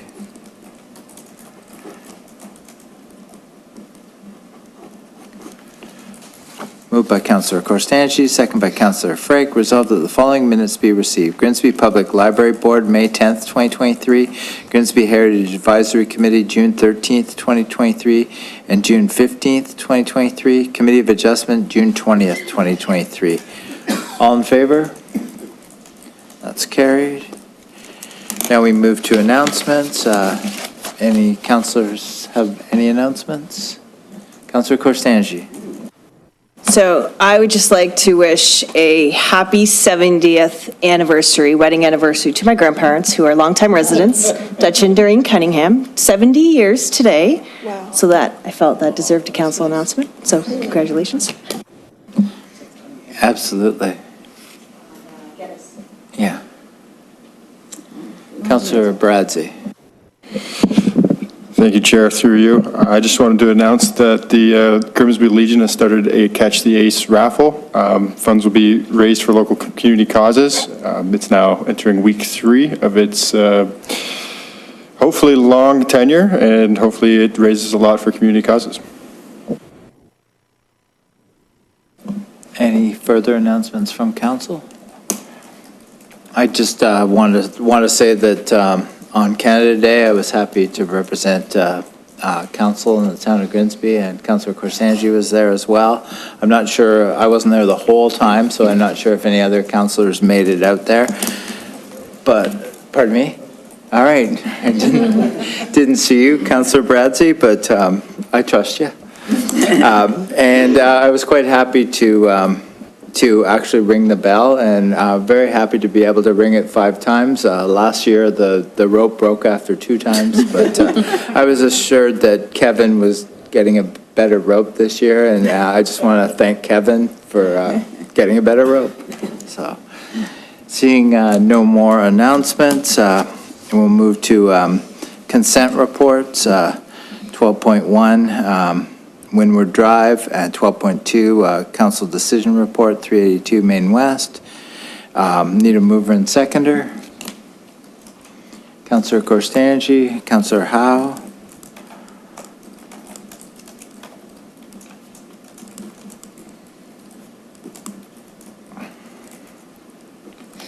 Any discussion? Seeing none, moved by Councillor Korsanji, second by Councillor Howe. Resolved that council hereby approves the following items and that the various consent items be approved on the recommendation as contained therein. PA 23-23, PA 23-24, the report PA 23-23, 9 Windward Drive, 26 OP-16 2022-04, and 26Z 2022-05, change to proposed additional permitted uses after public meeting dated July 4th, 2023 be received, and that the council determine that no further notice is to be given in respect of the proposed bylaw regarding the change in additional permitted uses after the statutory public meeting in accordance with Section 3417 in the Planning Act. And B, that report PA 2324, Council Direction Report 382 Main Street West and 390 Main Street West, dated July 4th, 2023, be received, and that council proceed with the passing of the designation bylaws for the properties at 382 Main Street West and 390 Main Street West. All in favor? That's carried. Now we have discussion report TC 2312, Grimsby on the Lake Business Improvement Area Investigation. Need a mover and a seconder? Moved by Councillor Bradzi, second by Councillor DeFlavio.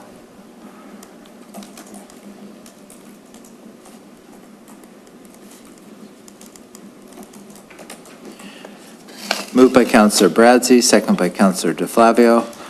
Resolved that report TC 2312, Grimsby on the Lake Business Improvement Area Investigation, dated July 4th, 2023, be received for information. All in favor? That's carried. And we move to report FIN 23-22, Grimsby Community Development Grant Program Policy. Need a mover and seconder. Moved by Councillor Corstangi, second by Councillor Frake.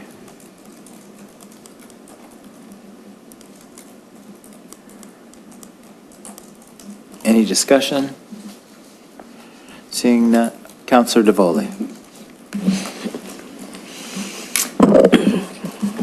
I have about 6 points, and I walked in with Angela and said, you know, I was really, really impressed with the amount of work that went into this and the amount of detail within it. So thank you very much.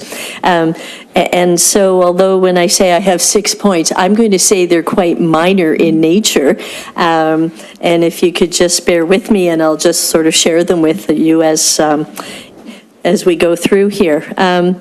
One, it took me almost to the end, to page 6 of one of the application guide before I actually saw the part on the timing of when the dollars would be released. And I was glad to see it in the application part, but I'd like to suggest that that should be at the front of our policy and so on too. So if you could just copy and paste that into some other sections, I think that would be really great. My second point has to do with the requirement from those we're giving the grant to that they provide us with a report within 30 days. And I will say, having, you know, been in the financial reporting side of for businesses for a lot of years, 30 days is really fast. Even when I think of our town staff here, getting in all the payables within 30 days and being able to summarize everything within 30 days is really, really fast. I would like to suggest 60 days, that we give them at least 60 days so that they have time to have the vendors' final supplier invoices come in, record them, and be able to summarize what they need for us. That's my second point. My third point, I'm just asking for clarification, Mayor Jordan, if I could, from our treasurer. We have something in there that talks about applicant matching, and I'm not sure exactly what we mean by that, whether we meant that the applicants had to have their own funds or funds from other sources. Could you just clarify that for me on my third point? Yes, thank you, through you, Mayor. The matching is that they provide cash funding to match the funding, so it's not just in kind, it has to be dollars associated with that. And so it wouldn't matter who they were getting it from. If there was another government entity that was also supporting this project, would that not be sort of double counting, or? No, we didn't, because even with us, we have grant opportunities where we can layer in federal and provincial, maybe not provincial, but stacking is allowed with many grants, so we were allowing that in this instance. Okay, thank you, that helps. My fourth point had to do with the timing, so we would like to open up the applications, to receive applications on July 31st and then have it closed by the end of August. And again, 30 days is very fast. We're talking summertime here, and I was so happy to see the policy being finalized and coming to us that I almost hate to say it, but 30 days is really fast. To ask all the groups out there now to get in line for us, And so my question is, would you consider even 60 days? It gives them at least into September. Some of their staff will be off on vacation and things like that. Would you consider, again, that sort of change? Again, through you, Mayor, staff are open to the change. I think we were concerned about we're getting near the end of the year, and they have projects on the go that they may be identifying as funding, so we are trying to get it out to them as quickly as possible. We could make that change if council's willing. The one thing I would ask is if everybody is open to the changes, that council approve it with the amendments so we can continue to finalize this, so we can get it on the website by the 31st. Oh, for sure, that would be great. And then my fifth point had to do with our Appendix A. It's page 5, and we talk about we talk about what happens if someone doesn't spend the funds in the way that they should have, and the particular paragraph there talks about the fact that we would then require them to return it to us, and I would only like to have you add a clause to give them a date to return it back to us by. So it does say return, that's great. Return once we make the determination with 30 days or something like that, but just to be very upfront about, the return time for us. Then my last point is really to ask you to expand further on the fact that really, in effect, we're going to have an ad hoc committee to decide on this. And your report talks about 3 staff and 2 lay members. Could you just expand on your thoughts as to how you will find these lay members, how you'll find them, how we'll find them quickly, because people have to apply to us by the end of August. So we have I'm going to say maybe, 6 to 8 weeks to find these people, what skill set you're looking for, just talking to us in generalities about how you envision doing this. Through you, Mayor. What we were considering was looking at our existing lay members and polling those to see if there was an interest that they might like to participate in this selection criteria, and then evaluating it at that point and selecting from there, not going outside the organization and searching from that way. Thank you. That's all my questions. Councillor Vardy. Thank you. I think we should state up front that this isn't for operational funding. It's project funding only. The policy actually states that is not to cover day-to-day operations, excludes existing. It's all incremental and can include capital projects as well. Councillor Sharwell. Through Mayor Jordan, thank you. So thank you for creating this. I know this took a lot of time and effort, but I'm really happy that we have this now. 2 points. If there's one, the first one is if it could somehow be noted, if just for budgeting purposes, if there's like if we could eliminate, like if this is granted, that there's no waiving of coming to council for a waiving of fees for something else, just so that we can account on a certain amount of money. Does that make sense? Just for clarification, you're saying to add wording that any additional prior ask would be brought forward when a new ask is made to council? Correct. In the same calendar year, basically. So if it's like a waiving of zoning fees or, something like that, that throws off the budget, right? So if we could just have that noted somehow, I don't know. And the second one is just for, in the report, it talks about the strategic priorities, and it notes that this is collective prosperity. The direction is build on Grimsby's economic strengths through targeted action and investment, support innovation and entrepreneurship in local business. I don't think that's the correct strategy for why we are giving these grants. So I'm just wondering if there's support for it, if we can just change that to the priority that's for people, high quality of life, supporting happy, healthy lives in a well-connected, inclusive community. I think that's probably more aligned with the grant process. Not an issue with that. I think that's more administrative, not a problem.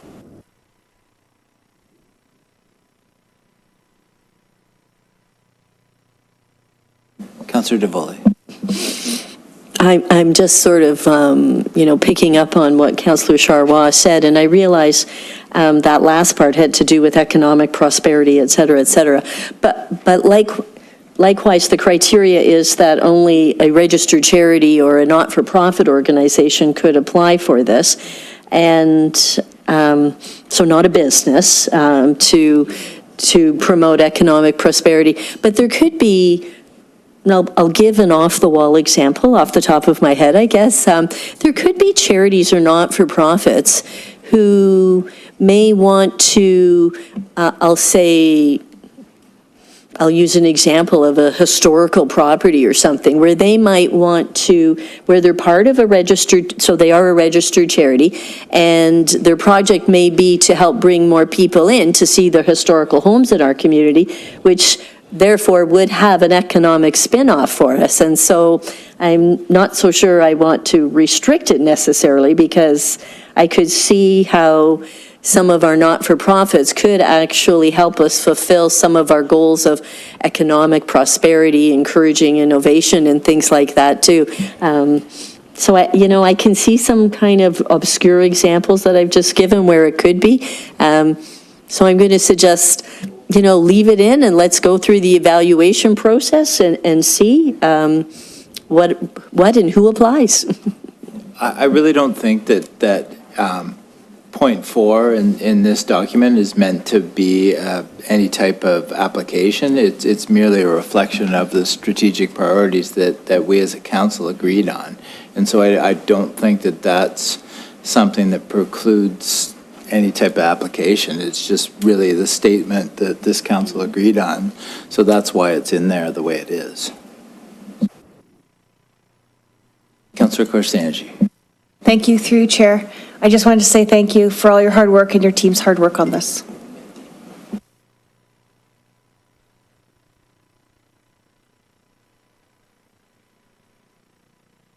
Again, thank you very much. I think all your questions have been answered. Did you have anything else? Yes, I just wanted to clarify. So if council's okay with the amendments requested, we will make, okay, wonderful. And I will let staff know. Thank you. Thanks so much. All right, moved by Councillor Korstanji, second by Councillor Frake. Result of the report FIN 23-22 Grimsby Community Development Grant Program Policy dated July 4th, 2023 be received, and that the Grimsby Community Development Grant Program Policy be approved as amended. All in favor? That's carried. All right, now we move to Resolution 14.1, Councillor Vardy, Roberts Road Citizen Petition. A mover by Councillor Vardy, a seconder. Councillor Frake. Moved by Councillor Vardy, second by Councillor Frake. Whereas speeding has been an ongoing concern of residents of Roberts Road, whereas the following petition signed by residents on Roberts Road and was sent to all councillors and was received by town staff, whereas the petition was signed by 21 area residents, whereas the petition asks the town for 3 sets of low-level speed humps that allow vehicular traffic to cross over at 40 kilometers per hour, or 2 sets of speed humps between Evergreen and Main Streets, and whereas the petition also requires a 4-way stop to be installed at Roberts Road and Evergreen, whereas the petition further requests a reduction in the maximum speed of Roberts Road be reduced to 40 kilometers, whereas this area be considered as a pilot for future asks in the town of Grimsby, and therefore be it resolved that staff prepare a report with a recommendation concerning the requests within the petition. Be it further resolved that the costing for each of the options be part of the considerations, including staff's preferred option, and that the 2023 Public Works work plan be part of the deliberations. Be it further resolved that this report and recommendations be brought to a Public Works Standing Committee for their consideration on July 24th, 2023, and for council approval at the August 8th, 2023 meeting. Any discussion? Councillor Vardy? Maybe I could explain a little bit. This part of Roberts Road has been a problem for some time. The petition that was signed by all but one resident on that section of the road.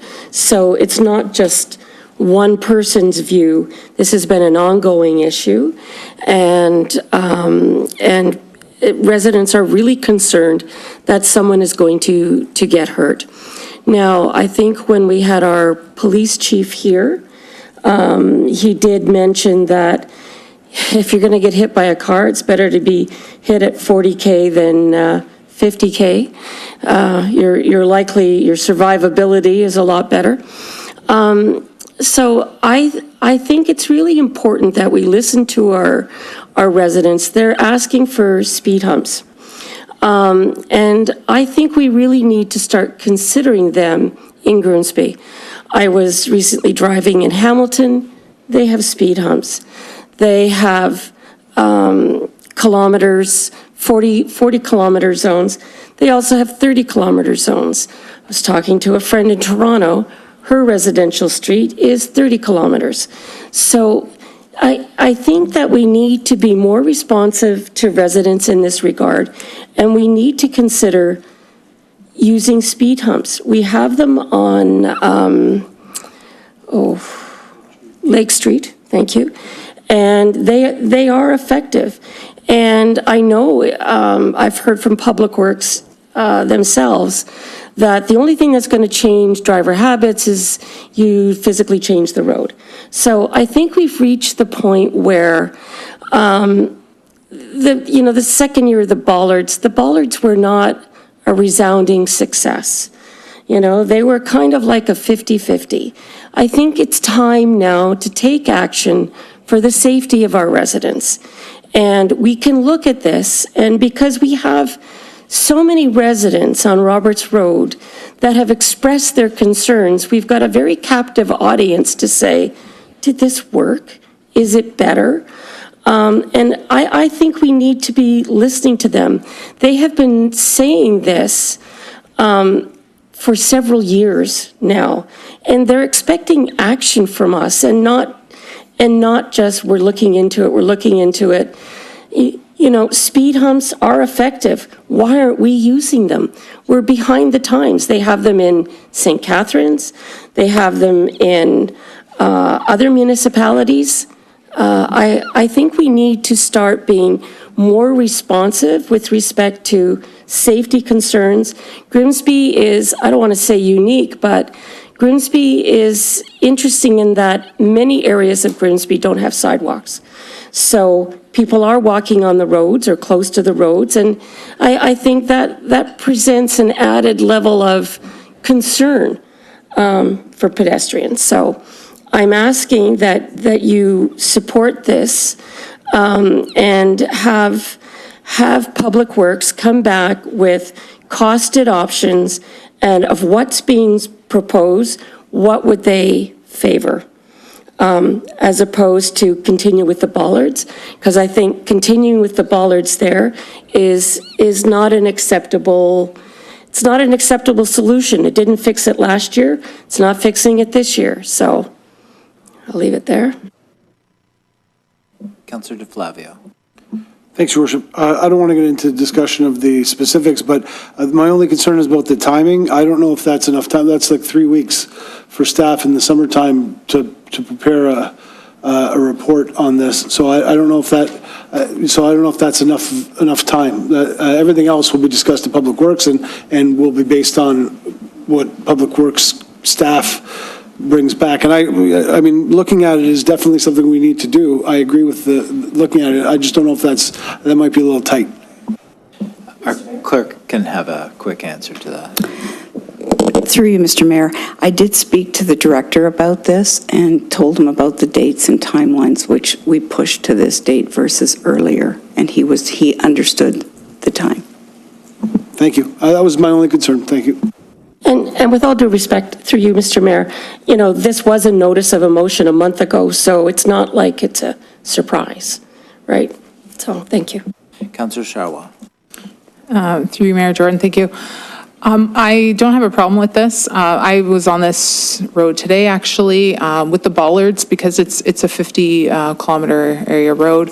As soon as you get to the bollards, you have to take your foot off of the gas, and it actually drops you down to 40. So if you want to get to 40, those bollards actually do help. I don't have a problem with the speed humps, because I do hear it. That's my number one thing that I hear is on Lake Street, is that we need another speed hump there, and message all the time, Public Works, but we don't have it yet, but I will continue to press on for that one. My only concern with this is the part where they've asked for the four-way stop to be installed at Roberts and Evergreen. I think that's a little excessive, so I don't know whether it's, whether we discuss it now, but I don't know that I feel like that's a little bit much for this road. Through you, Mr. Mayor, I think we need to either carry it or not carry it, and it'll go back to Public Works, and those decisions will be made there. So, with no further questions, I read the resolution. Oh, Councillor Frake? You're right, I think we need to move this forward. I just want to make a comment, actually. I don't want to go through another spiel. I think that Councillor Vardy put it exactly right. No, not a spiel. But, I just came back from a trip to Ireland. Every single residential street has speed bumps. When a council wants a speed bump, it just happens. It's part of their mantra there. I mean, they put speed bumps everywhere, not on the highways, but every single residential street has speed bumps. And you know something? Nobody speeds. It's amazing, because I was really conscious of it. And very few people speed. As a matter of fact, you're like, come up behind someone and say, geez, it's speed up. They slow down because they know there's speed bumps coming. So they don't go out and do like $30,000 surveys, $100,000 surveys every time you need to look at a street, because that's what we do. We pick a street, we say, okay, we'll do a survey, $30,000. How many speed bumps is that? Probably quite a few. So this needs to be done, and I think we need to look at every single residential street in Limerick, sorry, that's where I was, in Grimsby. So I do totally 100% agree with you. And we need to do it. We need to start doing these things, and not spend all this time talking about it. Limerick. Thank you, Mr. Mayor. Just wanted to add. Councillor Bradzi.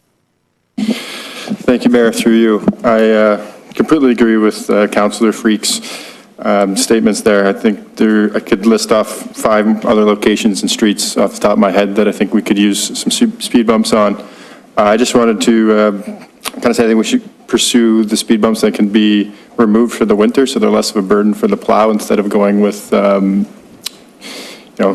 concrete ones we see on Lake Street, where it adds a little bit of extra work for our plows and public works crews. But I think it's definitely something we could advance more and put into many subdivisions. And I prefer them personally over the in-road flexible signage, just personally. Councillor Korsanji. Thank you, through you, Chair. I'm not against this. However, we have to look at it as a bigger picture, because if we put stuff on Roberts, it will deter traffic that speeds to Kerman or to, is it Garden? Garden, and I don't believe Garden has sidewalks. So when we look at it, we have to look at it as a whole picture. What we do on Roberts is going to affect the other 2 streets, because we will probably be here in another month having the same conversation from residents from Garden or residents from Kerman. So I think it needs to be looked at. What will happen if this gets implemented, what will happen to the other streets? Thank you. All right. So I read the resolution. All in favor? That's carried.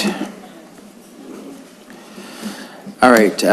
Now we have Councillor Vardy, speed reduction to 40 kilometers, moved by Councillor Vardy, seconder. Councillor Howe. Brandon, you wanted to speak on this? Brandon, welcome. Sorry, thank you, Mr. Mayor. So I just wanted to, similar to the other motion, just wanted to acknowledge that we received both the motion from Councillor Vardy, and I intend to have our team look at it and have a staff report ready for the Public Works Committee on July 24th. Great, thank you very much. Councillor DeVoley. Then just a question of process. So this particular notice of motion just talks about consideration, but it doesn't talk about how in the previous motion we had it referred back to Public Works and then to come to council. So the wording is not the same in this one as it was in the one we just dealt with. But what I'm hearing from Mr. Wortman is that, he would consider it and would be studying it at Public Works and then coming back to council. So do we need to amend the wording of this in order to mirror the previous one?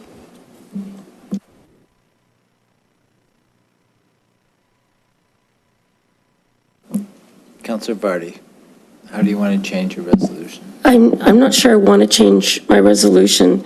The point of this resolution is that this is not we do it, we don't do it. This is cost these options that have been presented to you and tell us which ones you favor.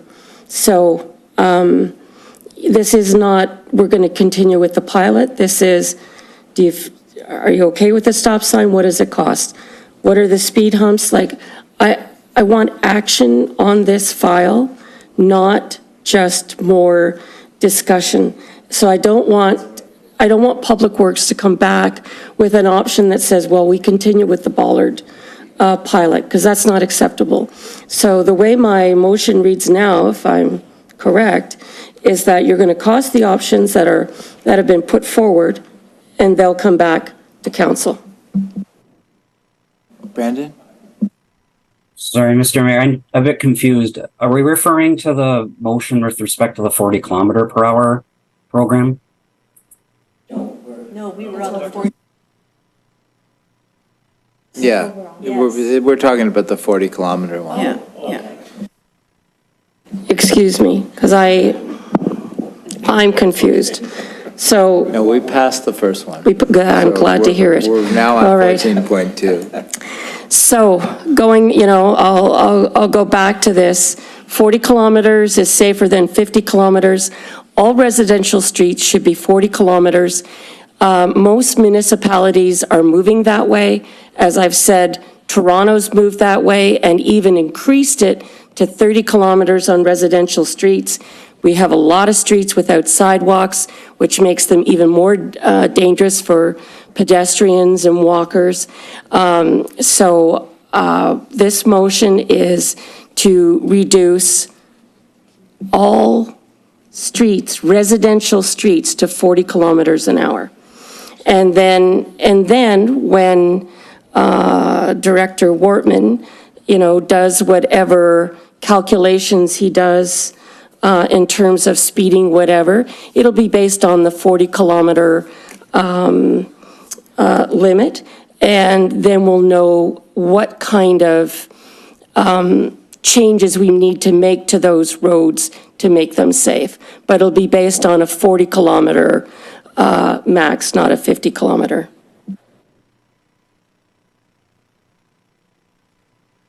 Councillor DeFlavio. Thank you, Mayor, through you. I understand the purpose now, because you did a good job of explaining looking at it from a 40 kilometer lens rather than a 50 kilometer lens. That means if the average speed is 60, which would only be 10 over in a 50, but it's still a really high speed in a residential zone, then it's 20 over, and so I get it. And from a cost perspective, it might financially make sense, because then you're signing the entire municipality at the entrances at 40 kilometers per hour, instead of having to sign every individual place that is 40 kilometers. So I'll let Brandon speak to it at Public Works, and it'll come forward, but thank you for explaining it, because I didn't understand what the intent was when you brought it forward, so that makes a lot of sense. So is the intent to send it back to? Well, it says pilot a speed reduction program, so that. This is the resolution to make our streets 40 kilometers residential roads. Well, so, Your Worship, then I would like to speak to it. I would suggest that it get referred back. We need to know what the cost would be, what the impact would be, where, is it all, if it's all residential roads, does that include collector roads, like, the service road residential road, how is that defined? Because there are residences on Main Street, there are residents on Livingston, so. Main Street is a regional road. But there's still roads that are within the town of Grimsby. So everything is signed. When you come into the town of Grimsby, it says all roads within the town of Grimsby are 50 kilometers an hour. If it says all roads are 40 kilometers an hour, does that mean Livingston's going to be 40 kilometers an hour? It's a pretty major collector road. I So- think unless signed otherwise, because if you Yeah, look at Main Street West, So I think we need to know the cost, right? if you look at Main Street West at Kelson, it's 70 there, right? Yeah. So it still has the sign that says it's all roads are 50 unless signed. Yeah, and the otherwise. roads on the escarpment are 80 in some cases. No, but I mean, so again, I feel like this needs to be costed and needs to be, there needs to be a report. We can't just, as a council, in my opinion, switch everything over to 40 kilometers. I'm not opposed to residential roads being 40 kilometers an hour, but how do you define residential roads? Is that cul-de-sacs? Because in my opinion, there are roads that are residences on, but are collectors' roads that it wouldn't be appropriate to make 40 kilometers an hour. So I think that there needs to be more of a report from Brandon and staff before we just, as a whole, make that decision here. Councillor DeVoldy.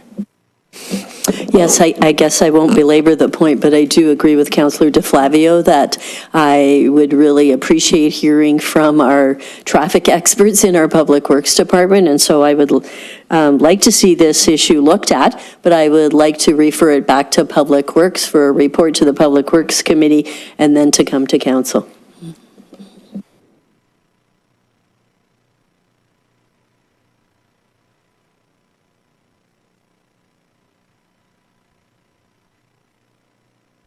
Councillor Bradzi. Thank you, Mayor, through you.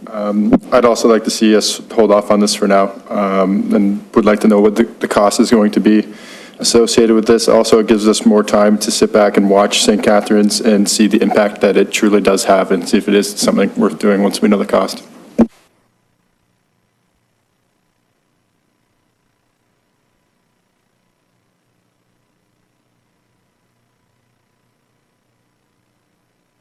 Councillor Vardy.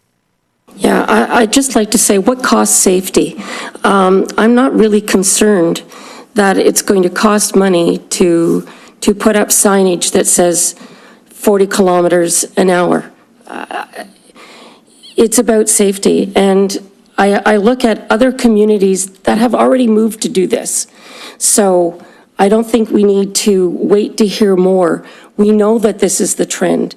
We're seeing it everywhere in big cities and small towns, all across Ontario. So I guess I have a visceral reaction when, all due respect, when someone says, see what it costs. I think we have to know what it costs. I agree with you there, but I don't think cost should be an impediment when it's Just before we safety. go any further, just a point of clarification, because I think I can explain it very simply.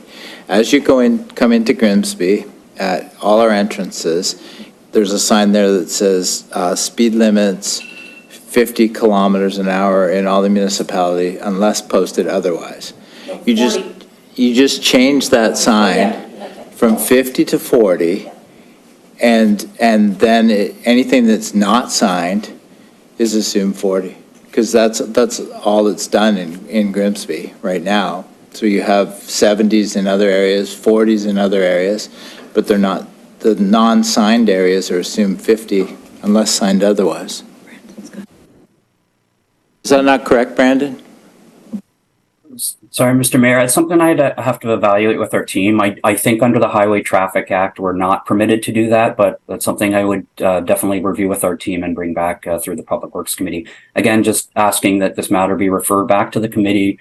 We can provide a wholesome report and ensure that we're providing necessary information to council that you're making an informed decision. Perfect. I think that's the right thing to do.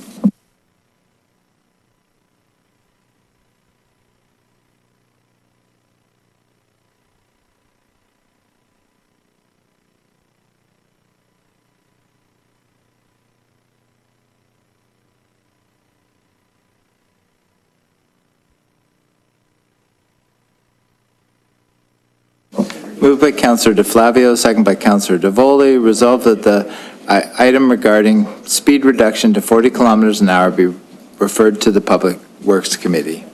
All in favor? That's carried.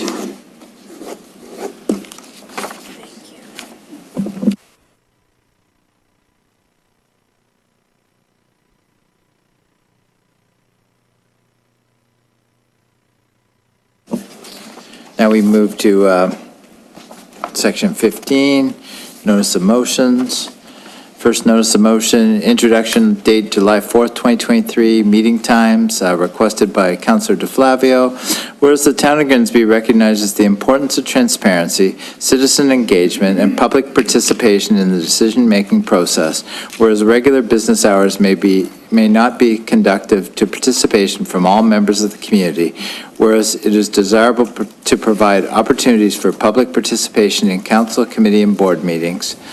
Whereas the council of the town of Grimsby is a part-time council, therefore be it resolved that meetings of the municipal councils, subcommittees of council, and boards under the control of the town of Grimsby shall be conducted after regular business hours with a start time no earlier than 5 p.m. However, the council, committee, or board may by unanimous decision agree to hold meetings during regular business hours or at other times.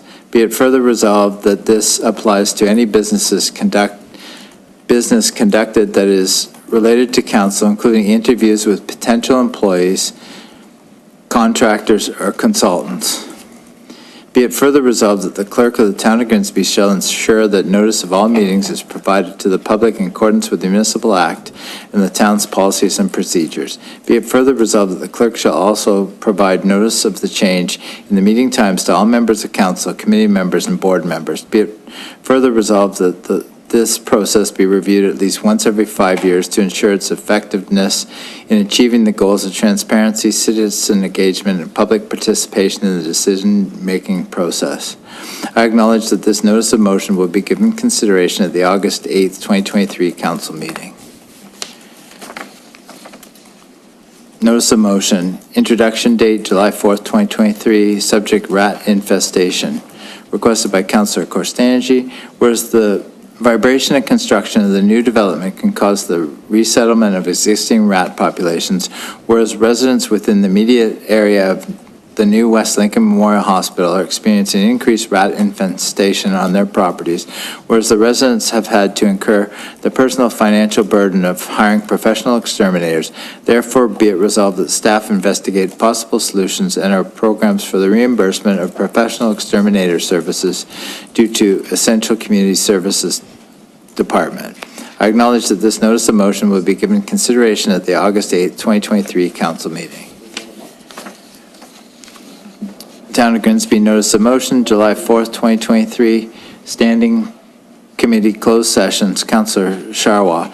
Whereas the province defies the roles of municipal councillor as a representative, policymaker, and steward for the municipality and its constituents, and whereas certain items before standing committees are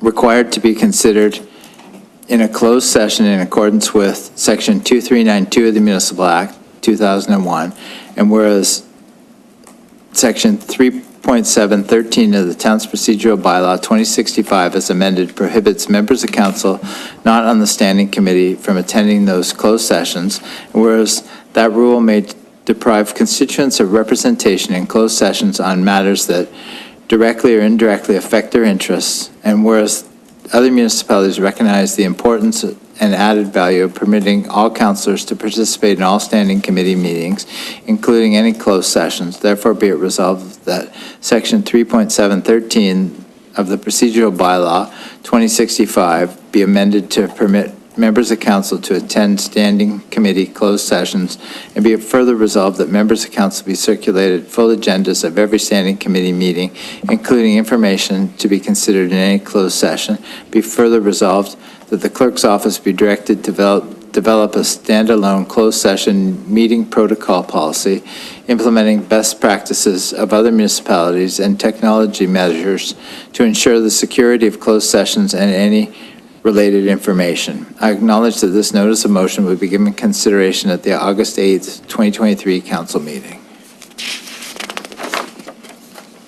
All right, now we move to correspondence. Town of Fort Erie maintenance of FEUC hours, Town of Fort Erie Race Day Program, Niagara Health World Hepatitis Day Proclamation. And I need a mover and seconder for the World Hepatitis Day Proclamation. Moved by Councillor Vardy, second by Councillor Korstanji.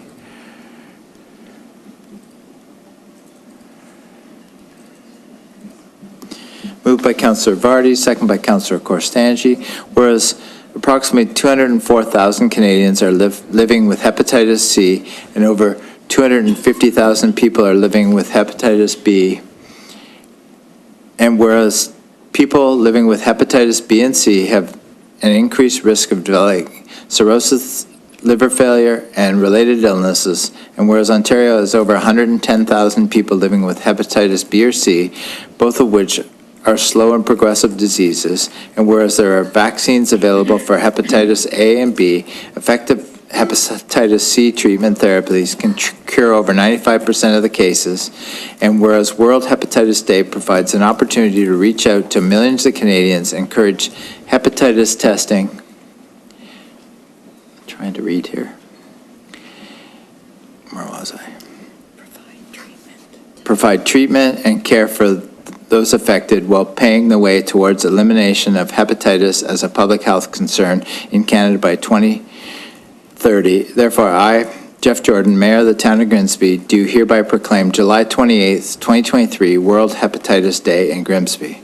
All in favor? That's carried.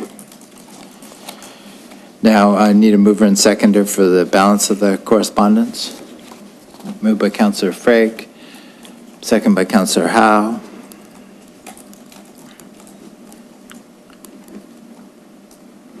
Moved by Councillor Frake, second by Councillor Howe. Resolved that the following correspondence be received. Town of Fort Erie, maintenance of FEUC hours. Town of Fort Erie Race Day Program with endorsement. Niagara Health World Hepatitis Day Proclamation. All in favor? That's carried.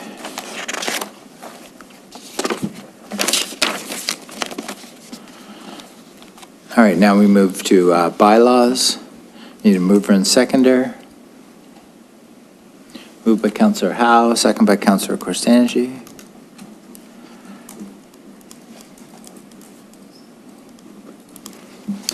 Moved by Councillor Howe, second by Councillor Corstangi. Resolved that leave be given to introduce bylaws 23-57 to 23-63, inclusive, and that same be read a first time, considered, and passed. All in favor? That's carried. The next council meeting is scheduled for August 8th, 2023 at 5:30 p.m. Now we're going to move into closed session. I need a...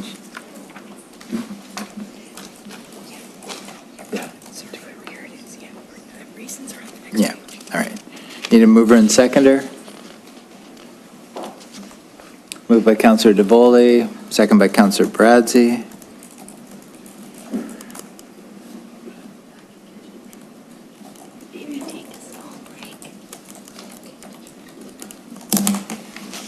Moved by Councillor DeVoli, second by Councillor Bradzi. Resolved that council meet in closed session under Section 2392E of the Municipal Act, where a closed meeting is held if the subject matter being considered is litigation or potential litigation, including matters before administrative tribunals affecting the municipality or local board, and Section 2392F of the Municipal Act, where a closed session meeting is held if the subject matter being considered is advice to the subject to solicitor-client privilege, including communications necessary for that purpose. All in favor to go into closed? That's carried. We're now moving into closed.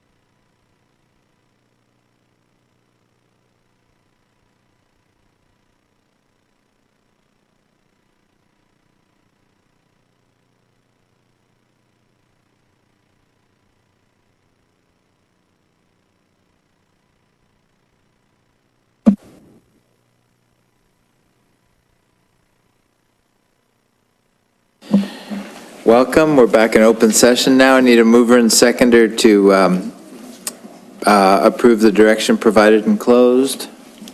Moved by Councillor Frake, second by Councillor DeVoley. Moved by Councillor Frake, second by Councillor DeVoley. Resolved that the direction provided in closed session be approved. All in favor? That's carried. All right, need a mover and seconder for the confirming bylaw. Moved by Councillor Bradzi, second by Councillor Howe.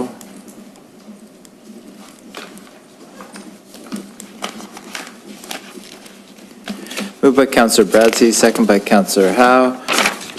Resolved that leave be given to introduce bylaw 23-64 and that same be read a first time now considered and passed. All in favor? That's carried. Meeting is adjourned. Good night, everyone.